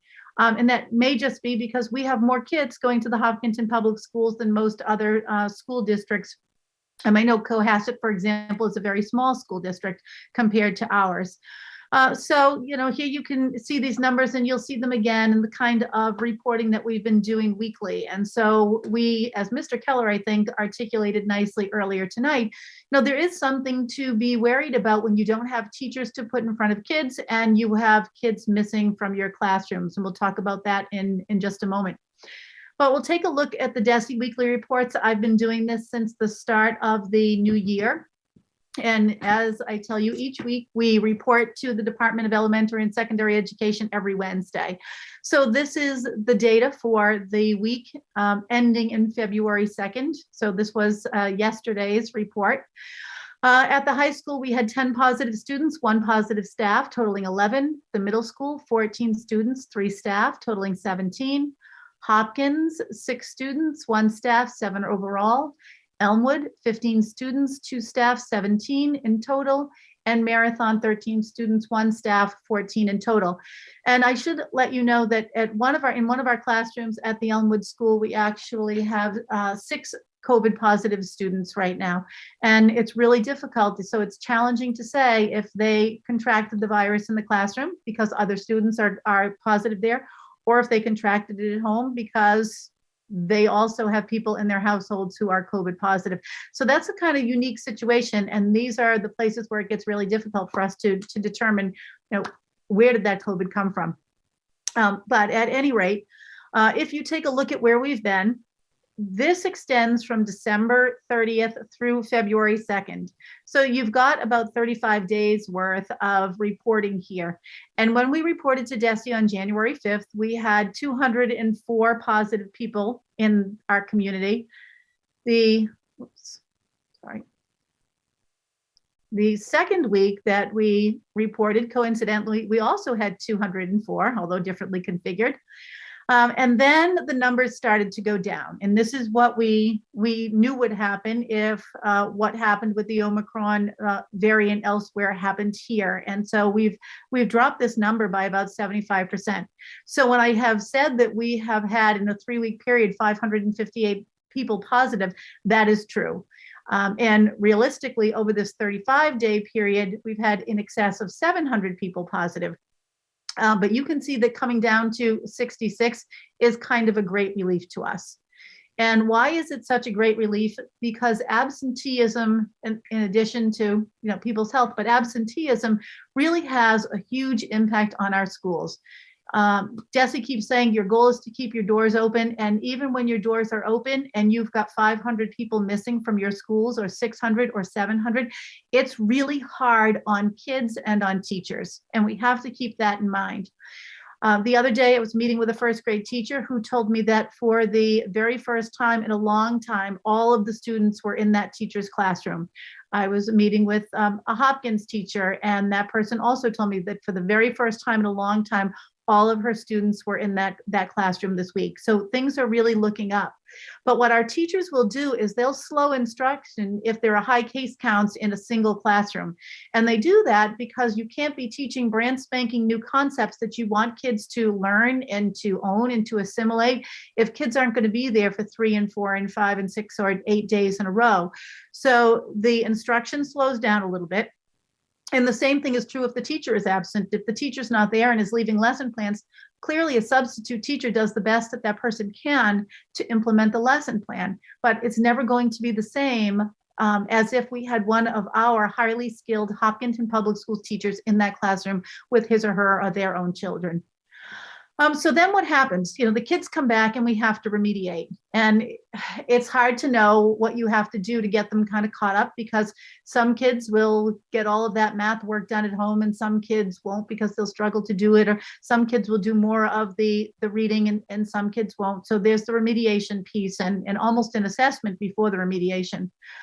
And then you have to re-administer individual assessments. So if you have a kid who leaves your high school class on Monday, and then there are 2 on Tuesday and 3 on Wednesday and 4 on Thursday, the Monday kid is missing more than the Tuesday kid is missing more than the Wednesday kid is missing more than the Thursday kid. So you've got to kind of figure out who has missed this test or that quiz, or who needs extra support before they can take the test or the quiz, how many homework assignments. And what we've seen is that we've had teachers who have had to give incomplete grades just because of the absenteeism. So I've gone a long way to say that we are seeing increased student and teacher stress. It's very stressful to be out of the classroom. No matter who you are as a teacher, we sometimes joke and we'll say it's easier to be in school than to be out of school. And that is absolutely true. When you leave work for your kids and it's not getting done and you try to catch the curriculum back up, and it is very stressful. And we've also seen an interruption to food service, to custodial services, and then also to transportation. But either way, whether we have masks or not locally, school buses are federally mandated. So masks cannot come off in school buses. I'll talk a little bit about the new DESE testing protocols, and we talked about this last week. The new stated purpose with DESE is to grow schools' ability to keep our kids safe and healthy, to mitigate spread, and by mitigating spread, you're going to be able to keep your schoolhouse doors open. Test and stay, we were doing a lot of that, as you know, and it was for unvaccinated kids who were close contacts, and we were testing and staying all the time, and we were not seeing that kind of positivity rate among our unvaccinated kids who were masked in school. So the test and stay program has ceased. It will remain at the preschool because they are unvaccinated kids. And then finally, with contact tracing, DESE had to admit that it was entirely untenable to do that when the Omicron cases were surging. If you can imagine 204 kids in a week, it's really impossible for our nurses to be reaching out to 204 times 5 or times 10 or times 15, however many close contacts those people had in a week. So we now have new protocols. Yesterday, for the very first time, we administered a round of at-home testing. So what that means is we gave tests, a kit with 2 tests in it, to each of the people who had opted in. That meant 975 students and 240 staff. And as they did their at-home testing yesterday, there were 4 positives to be found. Our district is also required now to do symptomatic testing. So if a person becomes symptomatic during the school day, we are absolutely happy to test that person. Families will only receive tests when they've opted in. And when you opt in, you have to be a person who has not had COVID in the last 90 days. So if we've had 800 people, say, for example, have COVID in the last 90 days, that might account for the fact that we only have 975 and 240 staff who have been signed in, because the other 800 weren't even eligible to do it. So it's probably safe to say that somewhere around half of our community, almost half of our community, is taking part in this. Last week, we eliminated our day 6 antigen testing, and then somewhere on or before April 22nd, 2022, our program will be reevaluated by DESE. Just so you also know, DESE has granted off-ramping for all 5 of the Hopkinton Public Schools, and that's really based on the 95% data you saw on an earlier slide. One of the changes that DESE has made is that unvaccinated students are recommended to stay masked, but not required to stay masked anymore. We were one of the few districts that kind of found a way to ensure that our unvaccinated students would be masked, but what they are saying is that they're not going to hold districts accountable, so districts can make the decision to either hold kids accountable or not, but DESE would recommend it. They would like us to, but they are not requiring us to. All right, and that is all I have for you in that presentation. Okay, that's great. I also had forgotten to introduce that we have Sean McAuliffe here, our health director in Hopkinton, as well as Lisa Whittemore, who is the Board of Health chair. Just, I don't know if I can see Sean. Hi, Sean. I just want to say thank you for the presentation, Dr. Kavanaugh, and great updates on all of those programs. And so excited to hear that DESE has granted the waiver for all of our schools at this point.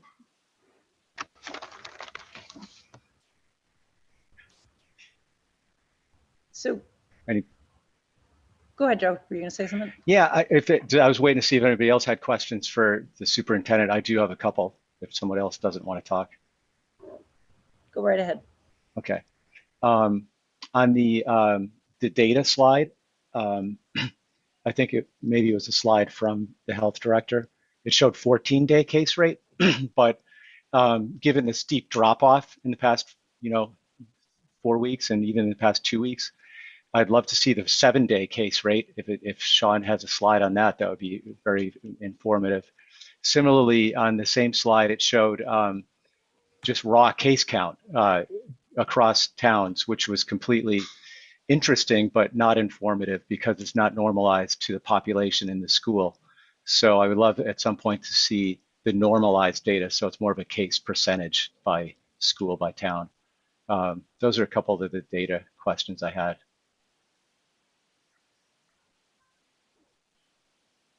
I mean, I can comment that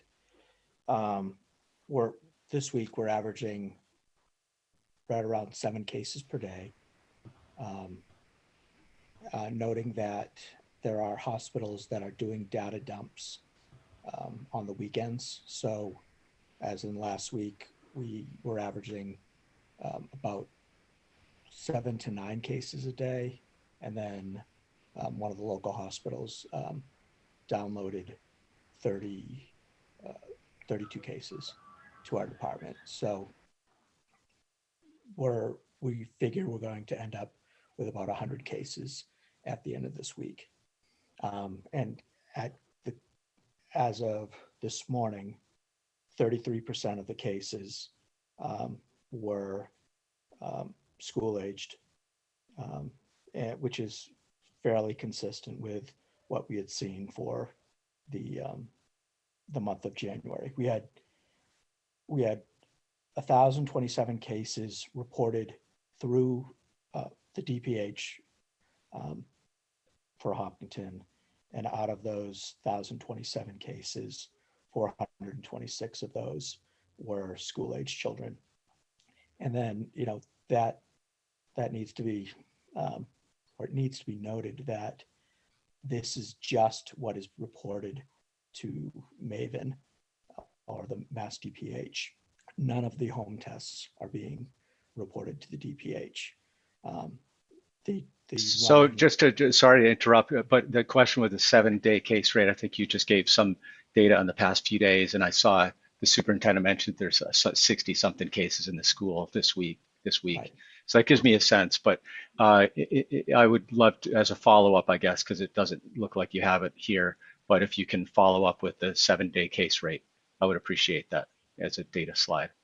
That was all. And then Nancy, are we talking as a school committee about the whole issue first, and then we ask Sean questions as we go, or how did people want to pursue this part of the meeting? So Because we had all, yeah, go ahead. We've had some data. There might be people that have other data they're looking for. If you want to ask questions, I would like to at some point hear from the Board of Health and from Sean in terms of what their recommendations are, and also from Dr. Kavanaugh.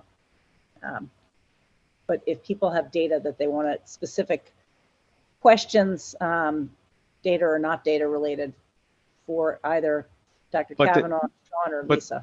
But just to clarify my question, this is the part of the meeting where the school committee is deliberating mask off-ramping, right? Is that right?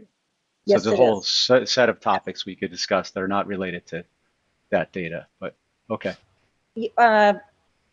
Yes, so I mean, I think a lot of that data really would inform mask decisions, arguably. I mean, certainly, yeah.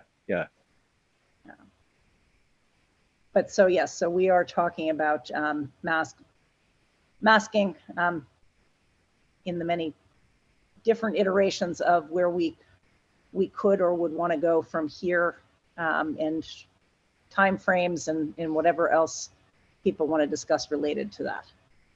Yeah, I mean, oh, sorry, I see Leah's hand's been up, so I'll stop and let Leah go next. Go ahead, Leah.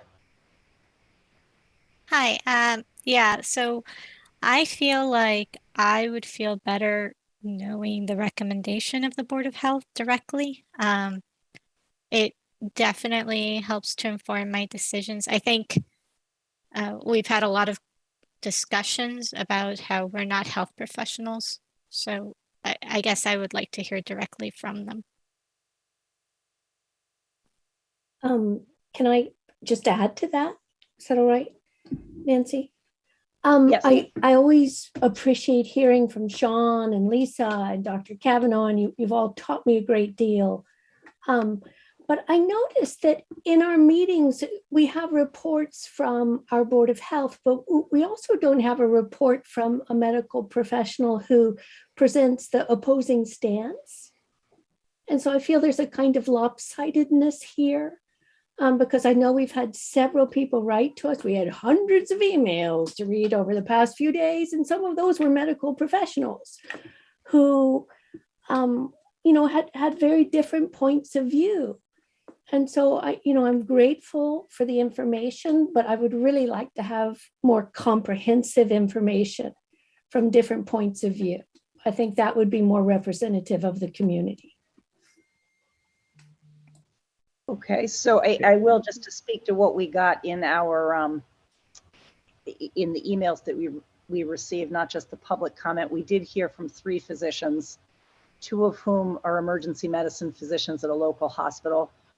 All 3 physicians supported masking. We heard from some pediatric nurses, which the nurses, we had a little bit of a divide. I couldn't tell you exactly what the count was offhand because it was a lot of emails that I was pouring through, but some of the nurses were in favor of, or spouses of the nurses were in favor of off-ramping at this time, and some were in favor of continued mandates. I don't know, Dr. Kavanaugh, if you've heard anything from Dr. Boder recently, who is our school physician. I have not. I should have probably reached out to her today. I didn't think to. I just followed up on from what Meg was saying. But Meg, are there other specific medical professionals that you would like to hear from that we would be able to bring into the meeting, or that would be helpful to you? It's clearly too late to bring them in tonight, but I think a lot of the letters or emails we received had a wealth of information presenting different approaches and thoughtful perspectives about this crisis, which is, I think it's also worth adding at this moment, driving a stake in the heart of most communities in Massachusetts. I spoke to a field director of the Massachusetts Association of School Committees, and she said that this is just happening across the board in town to town. You have this massive division between those who would like to keep masks on and those who would like not to. And there have been recalls put out for school committee members, depending upon which side that they support, in Belchertown most recently. And so I just think it's important that, it's so divisive right now. And as I was talking to the field director, there's no clear solution to this. This is a kind of impossible quest. And, I feel like we're doing so much damage to the community somehow. I don't know how to fix it, but I certainly feel it. I feel the hatred and the rage and the vengeful attitudes in the community. And I'm not sure if it helps to kind of front load these discussions with a point of view that really favors one side over the other. Not that I know how we can create that balance. If I may, Nancy, too, I would love us to talk more about the educational impact, because that's something we are directly responsible for. It is awkward, as I've said at each of the meetings we've had on this topic, it is awkward that the current model that the state has set up requires school committees to have these discussions and make these decisions. On the other hand, we are under the purview of the Department of Elementary and Secondary Education. And we see today that they gave waivers of the mask requirement to all individuals in all of our schools. So that helps us. That gives us a guidepost on what we should do. But I would love to hear more about that. We have talked at times about the educational impact. I think that's where we shine best. And I certainly appreciated reading all the emails from all the different perspectives. And it leads me to the conclusion that this is not about data any longer. It's about judgment. And we all have to exercise our judgment when there's data on all sides. But I know that in Hopkinton, we survived the Omicron surge relatively unscathed, especially for vaccinated individuals. And again, our schools are as highly vaccinated as you can get.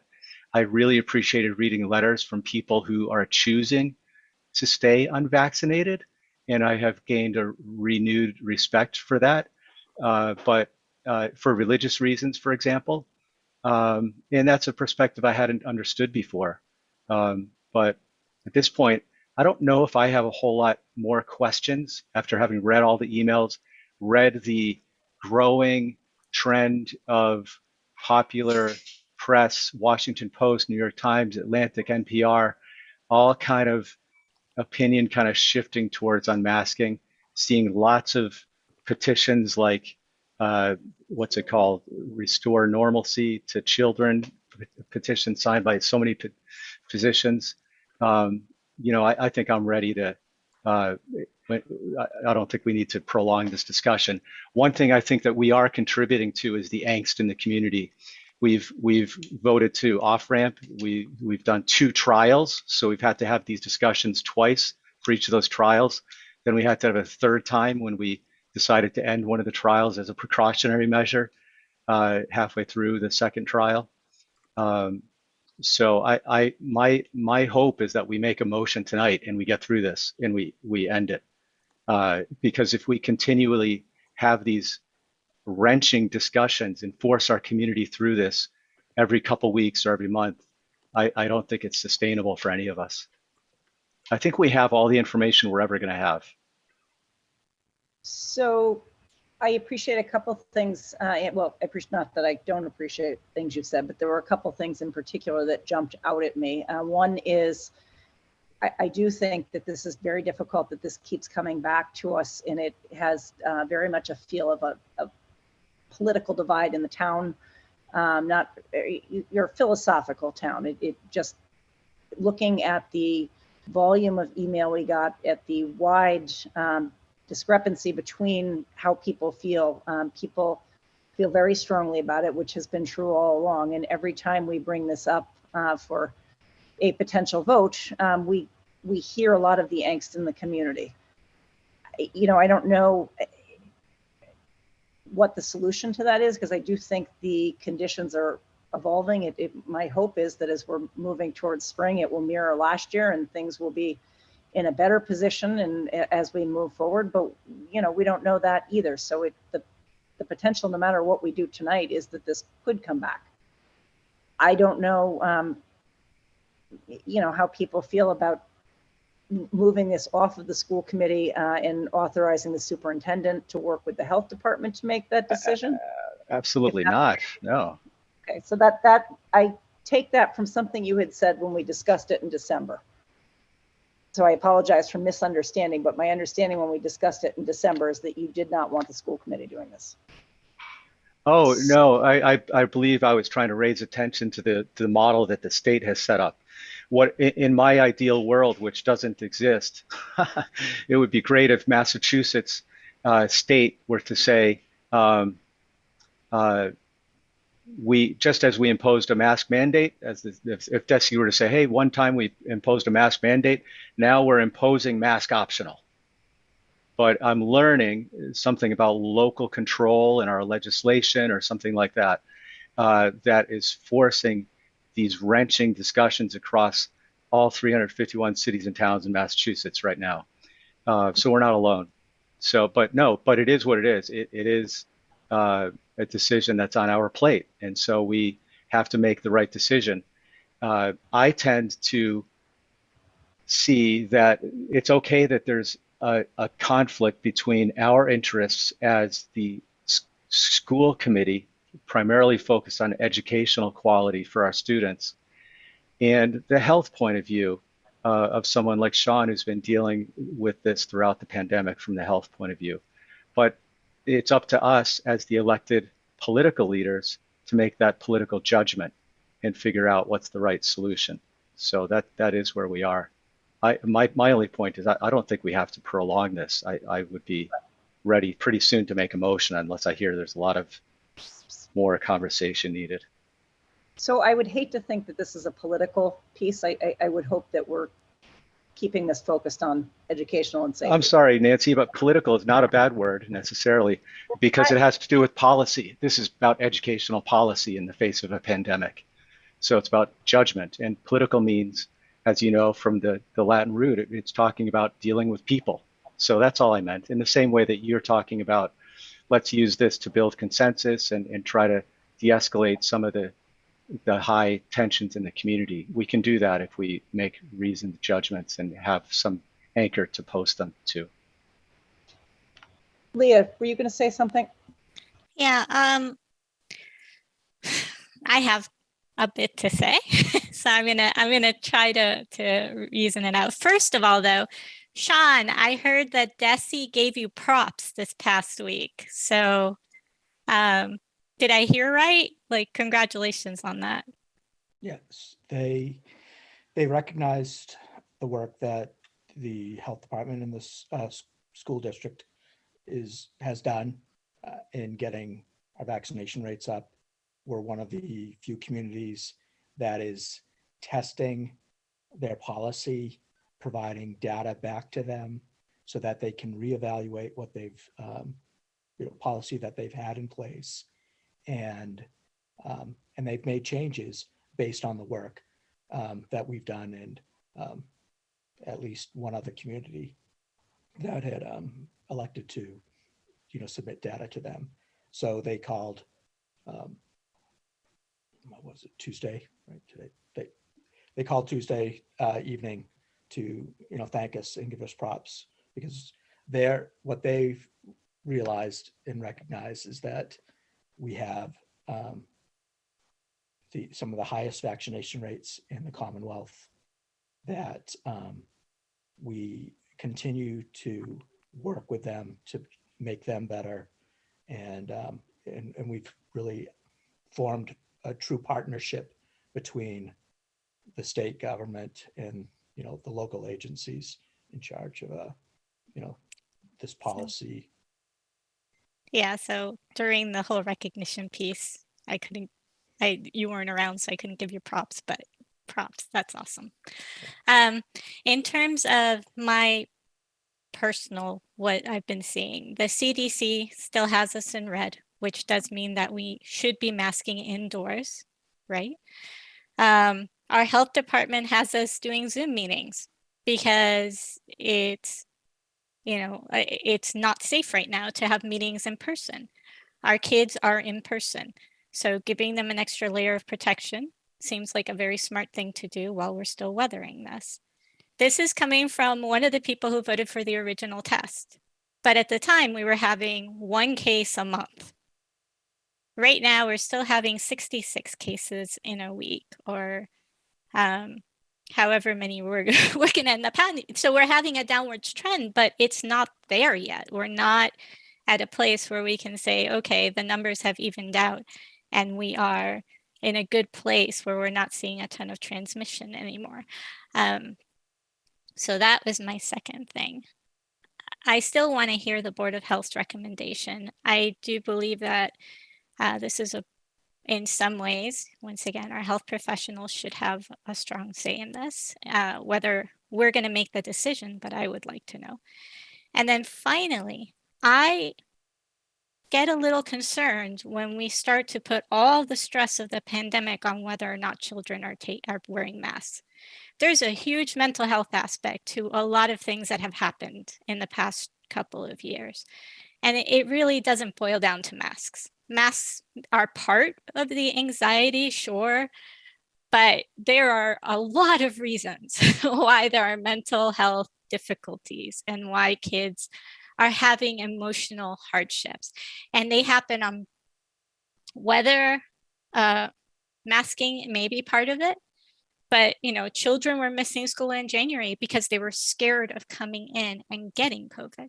So there are children who are on the opposite side. We are not speaking about this like one population of kids who all behave the same way and all think the same way.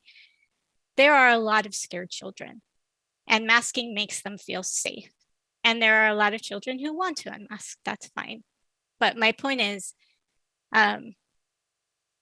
mental health cannot all be boiled down to masks. And sometimes these conversations frustrate me a little bit because it seems to push all of it to whether or not we unmask our children. And that's causing a lot of damage. And the truth is, a lot of damage has been caused because people around them have been hurt. They've watched, these numbers spike. They've seen maybe people in the hospital, maybe people die. They have immunocompromised parents who they're scared to get sick. There are a lot of reasons why these kids are having a really hard time right now. And I don't want to minimize that. I don't want to turn it into this is all about masking or unmasking. So that's my only other comment is there are just a lot of hardships and it's not all down to that. So.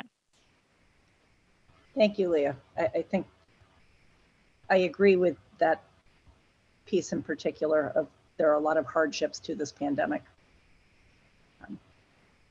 I also would like to hear from both Lisa and Sean, if you have recommendations before we move into any kind of a. First of all, thank you, Nancy, for inviting us here this evening.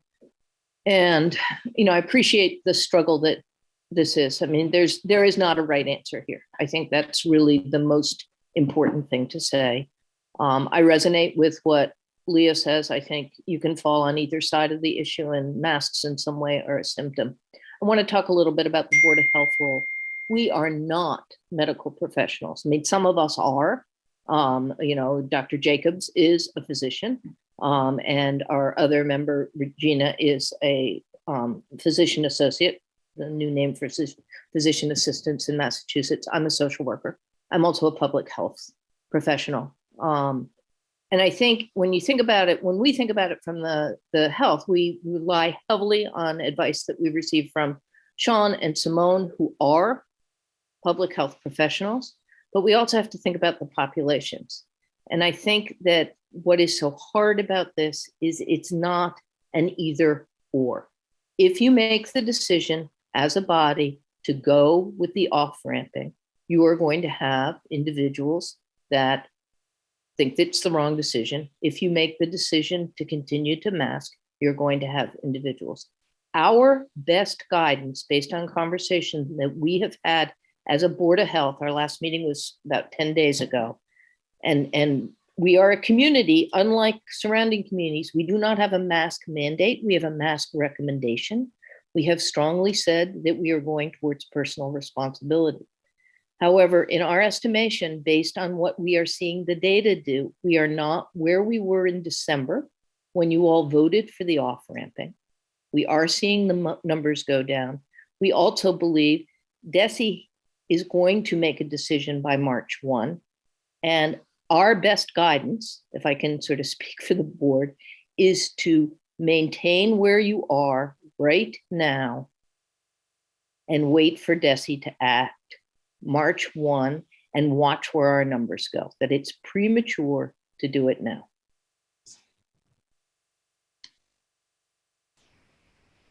Thank you, Lisa. Appreciate both you coming and providing perspective for us. Nancy, I don't know if you can see Amanda's hand's been up a few times. I cannot, I'm sorry, Yeah. she's on my other screen. Amanda, go right ahead. Thank you. Thanks, Joe. I didn't actually think of the two screen situation. So I am thankful to everyone here for their comments. It is obviously a difficult decision, and one that we did not know we would be making when we ran for this office. So as everyone said, this is not, what we do for a living. This is not what we've been trained to do. So we do the best we can. And so just say that. And I do believe that we all are trying to do what is best for all of the students, and they are varied. I appreciate, Leah, your comments about the mental health crisis being so much bigger than masking. Masking is probably a factor for many people, but there's so much going on, and it's just a piece of the puzzle. So for me, I come back to the fact that school, unlike the NBA games or going to the grocery store, school is not an option for kids. They have to go there. Teachers have to teach in person. They can't teach remotely this year. And so, it's our job to make sure that we can provide a space where kids can come to school and access curriculum and teachers can teach it. I think that's our primary job, and you need to be healthy to do that. Masks are protective, I think, and for us is when we wear them, but they've always been touted to be most protective for those around us, and most effective when everybody's wearing them. It's multiple layers of protection. I'm wearing it and you're wearing it. And when I think of the emails that we received, there are people who, for very important reasons, either can't or, can't for health reasons, or can't because they have religious restrictions, get a vaccine. And they're in our schools and our communities. So for those folks, I'd like to make sure that they're safe. There are people who are caregivers for people who are vulnerable. There are many, many people in our community who are vulnerable. And again, they have to go to school. They don't have a choice. So, I'm concerned about creating an environment that is safe for everybody, and that we're not designing it around sort of survival of the fittest when we really should be inclusive of everyone.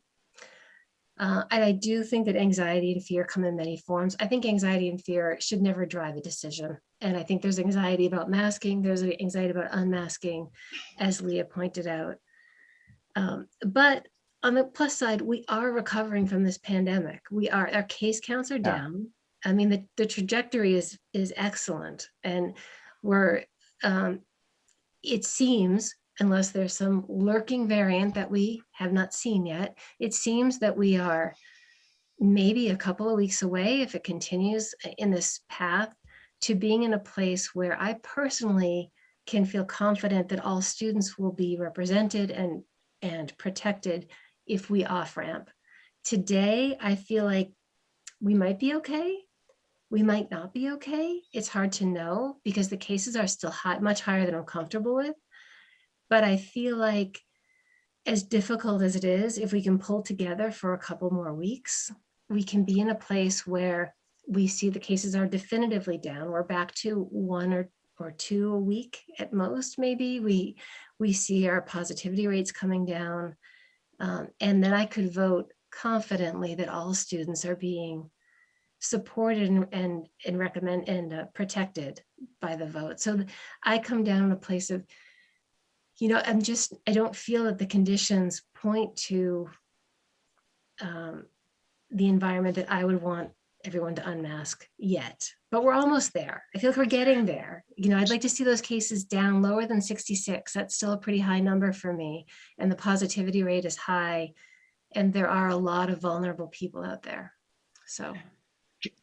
Very well said, Amanda. Can we talk a little about DESE's standard? Because DESE's standard has never been case count.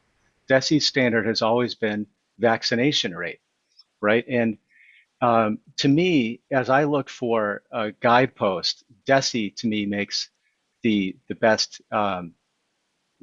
case. I did want to say something though about the sporting events and all that. Like, yeah, Celtics game, you got to show a vaccination record. But then in there, people are masked, some are not, some are. Restaurants, same thing. I went up to Apex in December. It's an indoor entertainment facility, probably hundreds of people, half masked, half not. The point isn't that those are voluntary activities. The point is those are no longer super spreader events. So the lessons we're getting from those are the same lessons we're getting from our daily test case of unmasking in every school every day, which is called lunch, where lunch is not a super spreader event either. And lunch is a rancorous, up close conversation, and we're not seeing those super spreader events in lunch rooms, nor in the Celtic Stadium, nor in restaurants. And we are not requiring adults to stop the spread. And even when the spread happens with Omicron, people are getting, for the most part, the vaccinated people are getting mild symptoms. The other development we've seen over the past couple weeks, maybe in January, is the N95 mask and all the new science on masking. And let's remember, as we move towards personal responsibility, the N95 mask does protect the wearer. So if there is someone who has special requirement or whatnot that they can't get vaccinated and they're in the school, the N95 mask is an option for them. There are other accommodations we can make in our schools if we have students or teachers in our school who are in that situation. So I think I would like at this point, in light of the confirmation that Superintendent Kavanaugh received today from the Massachusetts Department of Elementary and Secondary Education, that Elmwood School, Hopkins School, Marathon School, and Hopkins Middle School are now exempt from DESE's mask requirement, and to align Hopkins Public School mask policy with the Massachusetts Department of Elementary and Secondary Education, I would like to move to lift the mask requirement for all Hopkins Public Schools, providing individual choice on wearing masks at school, including strongly recommending masks for unvaccinated students and staff in alignment with DESE policy, and acknowledging DESE reserves the right to reinstate the mask mandate if appropriate, based on state and local public health data. And I would like that to be effective March 7th. And I recommend we consider this motion so that we don't have to keep doing this every couple weeks. Okay, so Again, there's that's a the motion. motion. A motion. Is there a second for that motion? Yes, second. So I would like to have some discussion before we do a vote. I don't disagree with that being a potential date where I would be comfortable, but I personally am not comfortable voting on that in absence of, I don't feel like we need to vote on that right now. if we're looking out to March 7th, I feel like we could roll that out closer to March 7th if that's going to be the date. I just there have any other- one comment to make. Go There ahead, are Leah. no NEOSH approved kids N95 masks. So NEOSH only approves adult N95 masks. Sorry, So Leah, that's I mixed up two things. You're right. There, for those at home who need to protect themselves, that's an option. But in schools, we do have other measures to protect. Can I ask a question of Sean, please? Go right ahead. In Dr. Kavanaugh's data, she showed us that over 800 people have already had COVID. So those are over 800 people in our schools, yes? Correct? So that's almost a quarter of the student population. And I suspect those students can no longer give COVID to anyone else or get COVID, but they need to remain masked. And what is the reasoning behind that? That is the current policy, that they would need to remain masked. And could you repeat the second question again? The second part of that.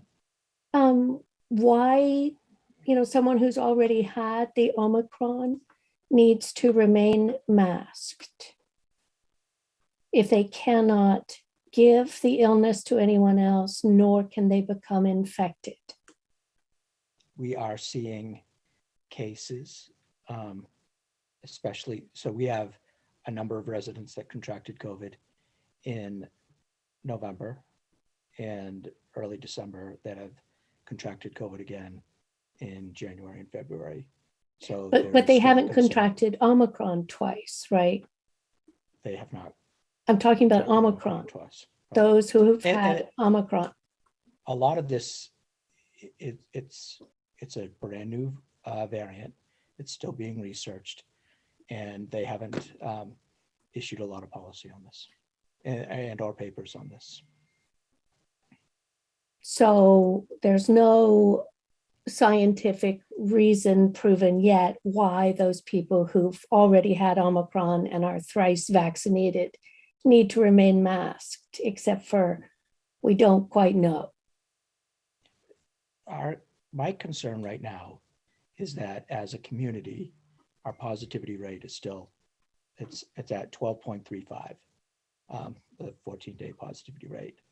As Superintendent Kavanaugh had indicated, all of our metrics are moving in the right direction. Our concern is that there are immunocompromised individuals in the schools, and there are significant, 75 of the people, or 75 of the families that wrote me are unvaccinated. So we have a population that is vulnerable, and actually consistent with what Joe said. I believe that there is a time coming in the near future where it would be safe to proceed without face coverings. I just don't believe it's now, and I believe, we're getting new data every day, and that it would be prudent for us to continue with our existing policy. And if we get to a point, say 5%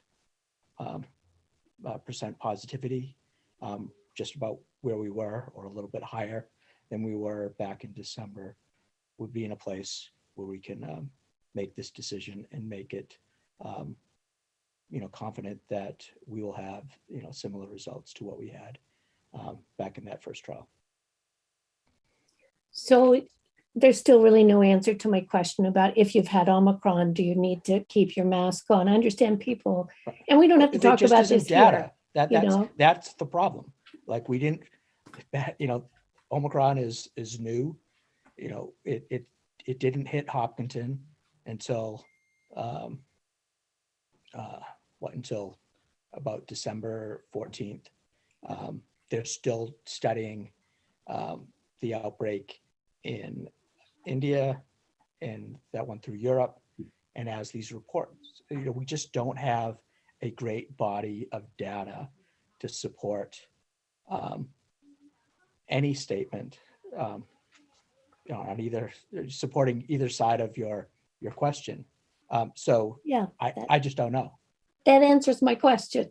Right, right. Thank you. Amanda, I see your hand up this time.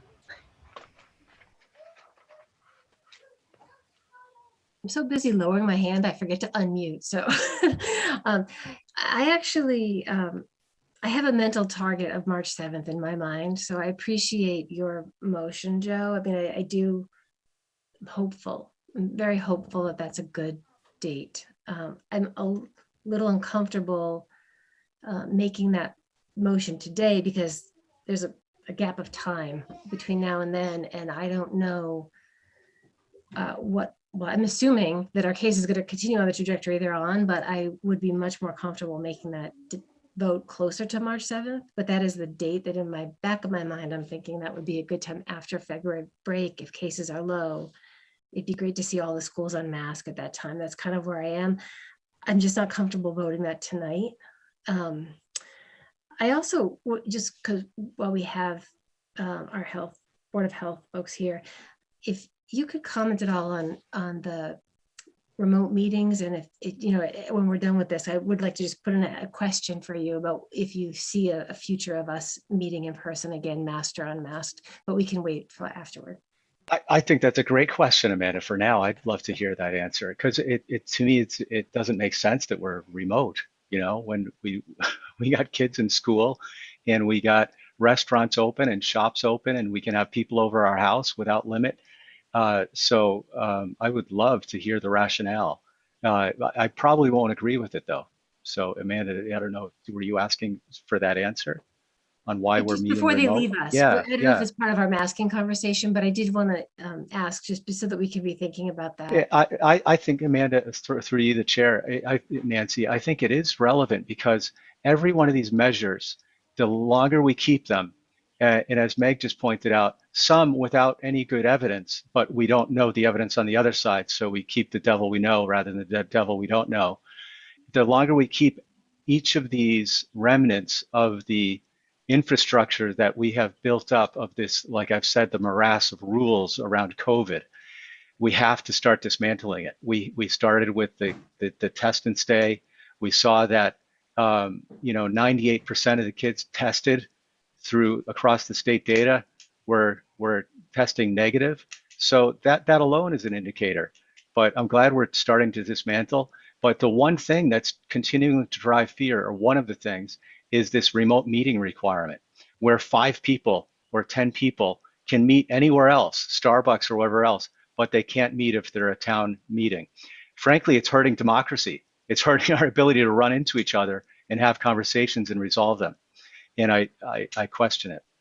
Can I just, through the chair, sort of say, first of all, I think it's off topic for this discussion, but I understand that. Nancy did ask me about you guys meeting together, and I would love for that to happen. But if you think about it, and you think about who is on our town committees, many of us are older, have chronic conditions, and to have a remote option. We moved to remote only at the height of Omicron. I think it will probably change more quickly than, candidly, I would think about off-ramping. I agree with you, but I think, Joe, for you to characterize it as a morass of rules is a little bit I'm sorry, Lisa, but respectfully, I don't think you have awareness of the morass of rules that have been created around the educational infrastructure. And it was that I'm speaking about specifically, not just the public health. So I think it would be helpful to go forward with we've had a motion and a second on the floor, and to stick with that discussion before. And it sounds like that the potential to meet on the 17th could be in person as well. But I just want to finish this piece here. So Can I ask one more question of Sean and or Lisa? Is the personal responsibility front. I was so enthused when I came out of one of the Board of Health meetings early in January, and you rolled out and Simone talked about the personal responsibility element. Can you talk a little more about what that means? Because I think different people, it means different things too. Does it mean that each person is responsible for their actions? And does it mean people have a choice, or does it mean something about contact tracing too, where we're not going to do the contact tracing for you anymore? So personal responsibility is you're responsible to reach out to people you may have come in contact with. Just help us understand what personal responsibility means in this new policy context in the state of Massachusetts. Yeah, I think that's what it means. It means we're not doing contact tracing. There are too many cases. You're responsible for that. It's why we have not put every surrounding community, and Sean has gotten pushback on this, has a mask mandate. We don't. We've made a decision as a community that you should mask. We have a strong recommendation, but it's your personal responsibility. I think that is different than the issue that you're being asked to grapple with as a school committee. Thank you. So back to the motion on the floor that also has a second. Before we go ahead and vote, which I do think we should do momentarily, I think the goal here for me is always keep everything in person to the extent that we're able to, and to keep as many people in school as we possibly can. My hope is that we are moving closer to that, the ability to be able to remove masks and still have that goal be a reality. I don't feel like that goal is now, and I'm not ready to commit to March 7th at this time.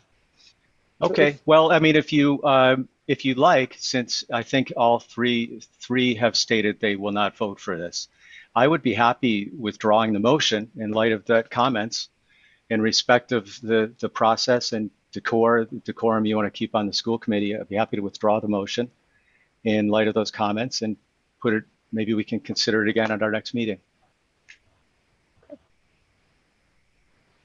That works for me. If you can unsecond us. So a motion, okay. I think the motion is withdrawn. Is that the? Yeah. So is the second. Okay. Thank you. In that case, we do have one other meaty topic, which is the Hopkinton Public School calendar. Dr. Kavanaugh. Thank you, Nancy. I know it's late, but this is a topic I think that is important to our entire community. And given the volume of email that we received, I just want to make sure that people truly understand some of the other facets of where we are with this. I don't know that people in the community have read the things that were in the packet. I'm not sure that people saw Mrs. Parsons' slide presentation a few weeks ago. So I have put some slides together tonight just to what I hope will clear up some misconceptions. And then I will certainly leave you to your deliberation. So I'm going to take the screen to present this.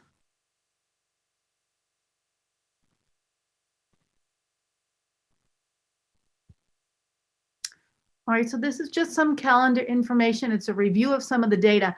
I want to go all the way back to the summertime of 2021 when the school committee charged the calendar subcommittee with some tasks. And I don't know that people quite understand what those tasks were. And I don't know if they understand what we committed to. So that calendar subcommittee promised to review the pros and the cons of the current school calendar. There are lots of things about it that are very good. There are lots of things about it that are very challenging. We promised to survey faculty, families, and secondary students to learn more about the impact of the calendar on teaching, learning, and personal lives.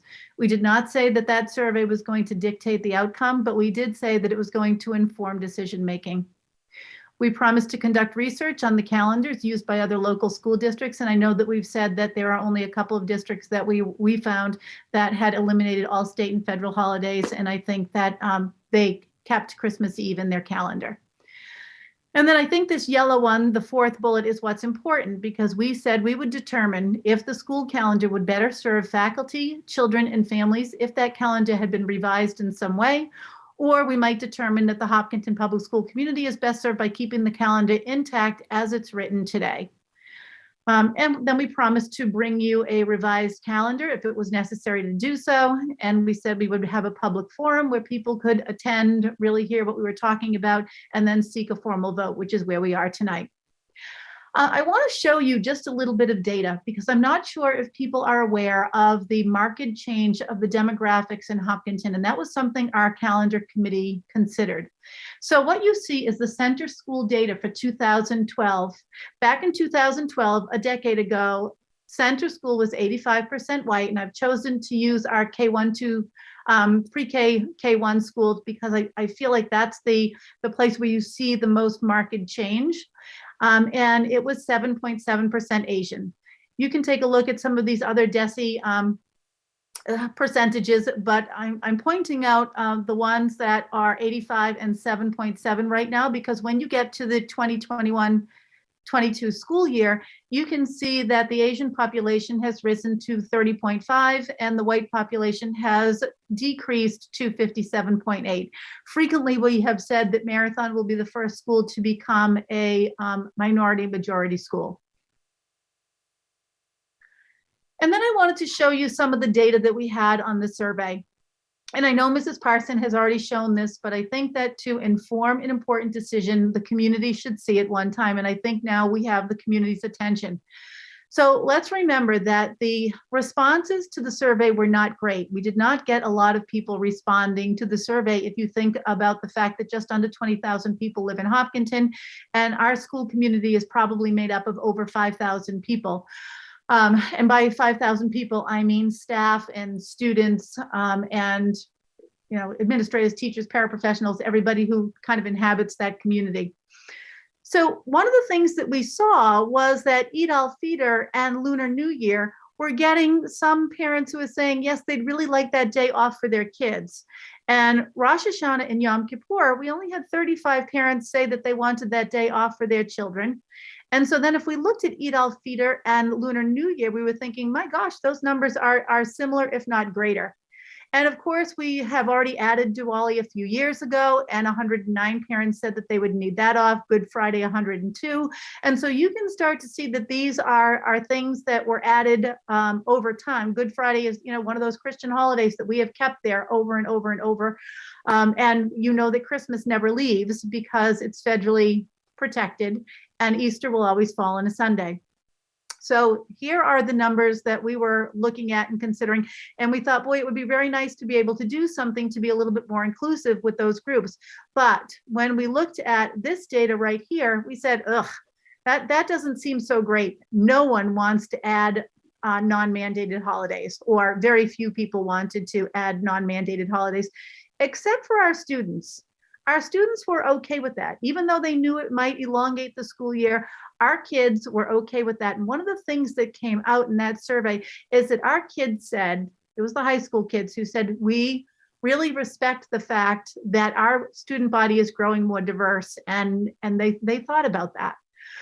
Parents and guardians, interestingly, and educators were just about the same, and let's just keep things the way they are at 30% apiece, roughly 30. Reducing the number of non-mandated holidays, after we started to think about it, no one could choose. No one could say, well, really, Good Friday, you could get to a service after 3 o'clock in the afternoon, so maybe we should eliminate that one. No one felt comfortable with it. No one felt comfortable with doing something like eliminating Diwali, which we've only had in our calendar for a single year. So we were in a place where we thought, let's just eliminate this whole idea. So we got to either we maintain what we have now, or we go to something entirely different where we eliminate all those mandated holidays. And we weren't thinking much about this until we looked at this data right here. When we looked at this, we said, we're really not going to elongate the school year, and we will be able to accommodate some of those other people who need to have cultural or religious observances, holy days, holidays. If we look at 22-23, Even if we added Lunar New Year and Eid al-Fitr, you wouldn't feel it because it's on a Sunday and a Saturday in that year. In the 23-24 school year, Diwali lands on a Sunday, Rosh Hashanah on a Saturday, Lunar New Year on a Saturday. So you're not really feeling it again in this year. 24-25, Yom Kippur is a Saturday, Eid al-Fitr is a Sunday. So again, you're not really feeling that there are lots of days being added to the calendar because essentially there are not. So then you get to 25-26 and you look at all of these days. Now there's not a single yellow block. And so it gets you to a place where, sorry.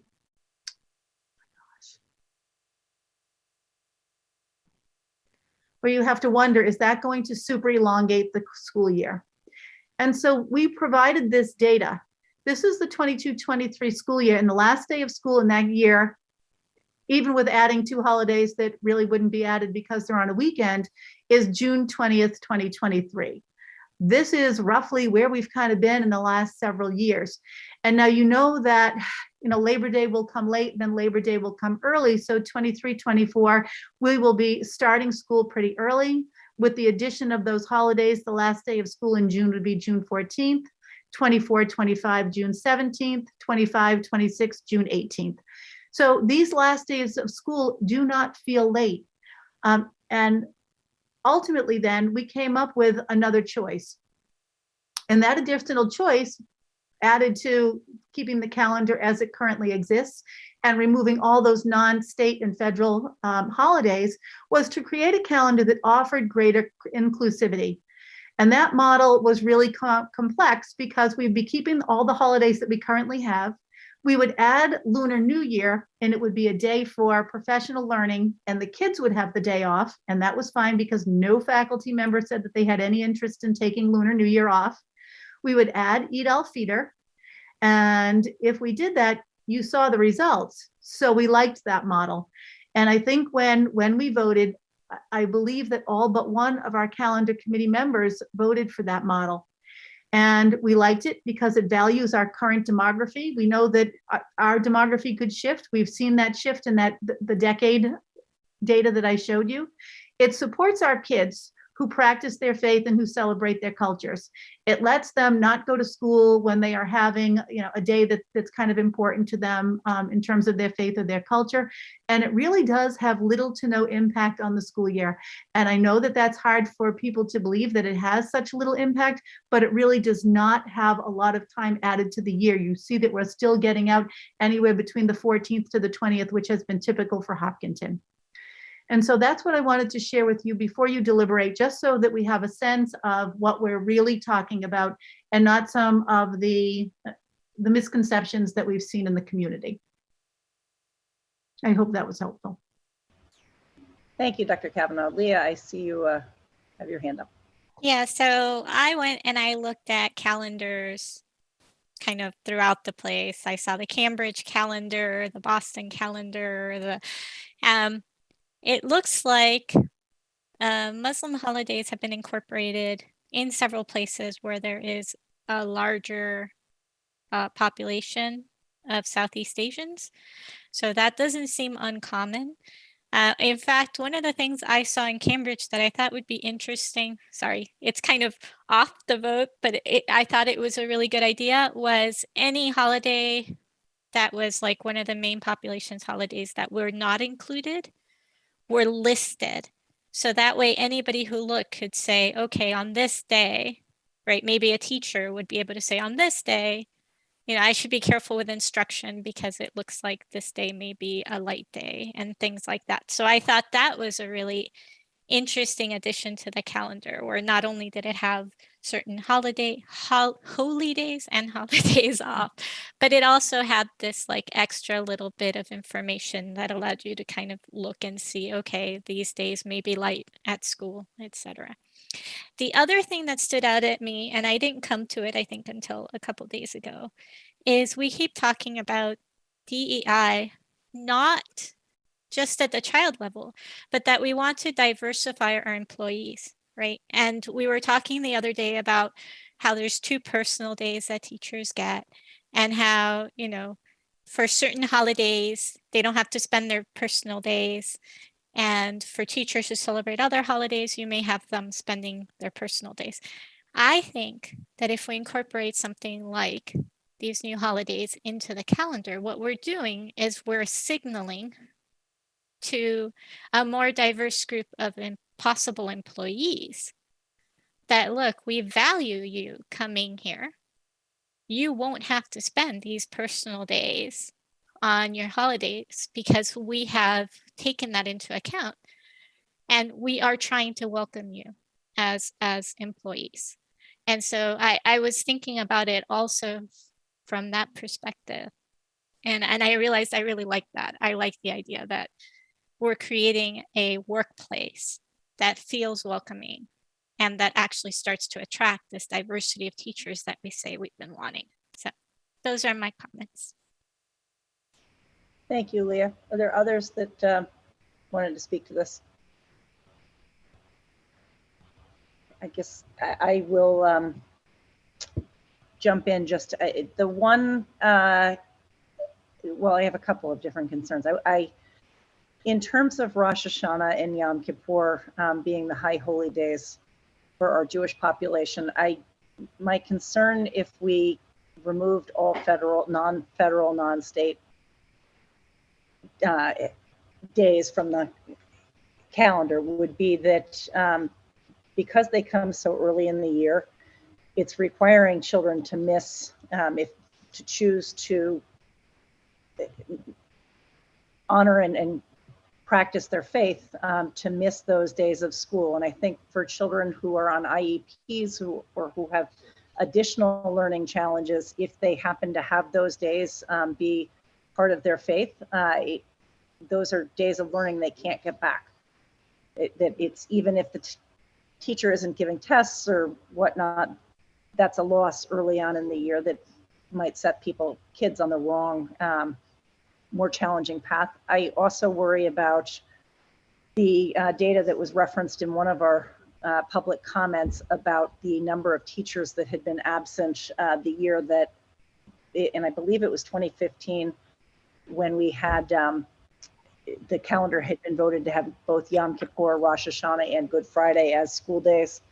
And there was a high degree of absenteeism on those Yom Kippur and Rosh Hashanah for the teachers, which meant there was no learning for any of those students that had those teachers. So those are my larger concerns. Are there others that have anything they want to add? I want to thank Dr. Kavanaugh for the re-presentation of the data. One of the slides that I found helpful was the one showing number of people that said they would celebrate holidays. I just wanted to also ask, because I know there was questions about an underlying survey, but I think the survey was like a very low percentage of parents and a very low percentage, maybe even lower, of faculty saying they wanted to add any holidays. But per the charge that was written, I think the committee was to combine survey data with other research. But can you comment on those numbers I mentioned and what kind of overrode those? Sure, let me just get to that slide. Yes, so I can tell you that when we asked people about adding non-mandated holidays, only 10.5% of parents, 3.3% of educators, and 33% of kids said that they would do it. I honestly think that it was the voices of the kids, because I think that they feel the angst that their peers have more maybe than anyone else does. One of the things, Ann Ben Benick was the assistant principal who was on our team from the middle school. And this is obviously anecdotal, but it kind of moved me, and I think it moved all of us. But one of the things that she had said was this was the first year that that we actually had Diwali off from school. I mean, we had put it into the calendar a few years ago, but it was landing on weekends. And so you didn't feel the impact until this year. And kids said to her, even middle school age kids for whom academics aren't maybe as stressful as they are at the high school, where in their minds everything counts. But they said it was so nice to have that day off. And kids even thanked her, which I thought was very unusual. Why would they they thanked their assistant principal, but they did. And I just feel like we got to a place where we thought our two choices were only to maintain or to eliminate. And then we thought, was there a smarter way to be more inclusive, to give kids what they needed without really elongating the school year? And I think we worked hard to do that. That's what it was, Joe. I know when you asked the question about why did you come up with something that didn't look like data warranted it, we did because we could and because it was probably good for the quality of living in our community.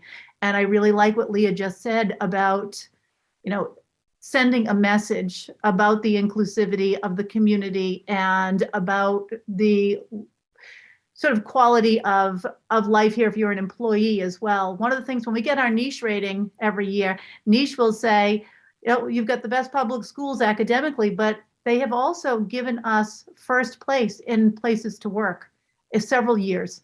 And I think it's because we are thoughtful, I think, with our employees. Nancy, I guess it was just an opportunity. That's all. Go ahead, Amanda. I just wanted to address something that came up in emails, one or two of the emails, asking if we looked at half days, because we did actually talk about half days as well. And could we somehow accommodate the observances that are in demand in our population by having early release? And between the mostly the faculty and the administration, and actually all of us, kind of, as we discussed what seemed like maybe a good idea, we realized the same kind of teaching and learning doesn't happen on an early release, and it just wasn't going to deliver the same kind of educational value. Those days are rushed, they're different. And so we just decided that, well, it seemed like a good idea, again, that it's not something that would actually enhance education. So I just wanted to address it because people had thrown that out as an option, and we did talk about that. Thank you. Nancy, could I ask one more question? Oh, sure, go right ahead. Yeah. Did the committee consider what would have to be done if we did move to just the federal and state mandated holidays? Was there discussion of, if we do that, we're going to have to give another, I don't know, personal day or other time off or hire more subs? Were those part of the considerations too? And can you describe that? I'm happy to do that. Yes, we did have that conversation. If you think about the number of Jewish teachers that we have in our community, and I really do not know exactly the number of Jewish teachers that we have or faculty in our community, because that's not the kind of data that you garner. DESE will ask for demographics, like do you identify as Asian or white or whatever, but no one ever asks you about your religion. But my belief is that it's significant enough that the people who are Jewish, and if we go back to the 2015 data that we have, they would have no personal days because they would have to use the two that we give them to observe their holy days. And if that was the situation, I believe that the Hopkinton Teachers Association would probably ask us for an additional personal day for teachers. And my experience with teachers associations is that they don't ask for something for a small group. They typically would ask for something for the entire group. And so if you have 350 teachers and you give everyone an additional personal day, and what we can tell you from data that we've looked at is that about 75% of the teachers will take every personal day every year. What that translates to could be a $30,000 price tag. That feels like an awful lot of money to pay annually for and to take away holidays and make things more challenging for teachers and students. Question related to some of the emails that we received regarding childcare on days off. Do the on-site or the childcare after-school providers we have, do they provide care on days when school is not in session that might be difficult for families that have two working parents? Yeah, I know that, well, I believe that Kidsborough does that sort of thing. I think Kidsborough and Hayden Row is probably all Thank you. mostly Hopkinton people. So if we have Rosh Hashanah off, I would imagine that they're opening their doors. But I wouldn't want to say that concretely because I haven't asked, the director there.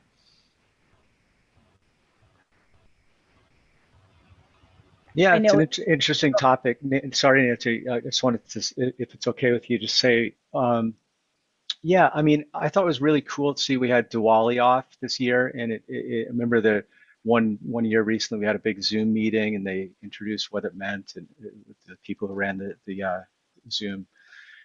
So it's great. It's interesting. I guess personally, I feel like another way to be fair would be to just take the state and federal, as long as we can do it fairly, to all. But anyway, yeah, interesting discussion, and thanks for the work by the subcommittee who looked into this. And I understand that the reason they looked into it is when we voted in the new holidays a few years ago, there was a lot of uncertainty, and they said, well, let's check back in after a couple of years, and that's what you've done. So thanks for the report out. Thank you.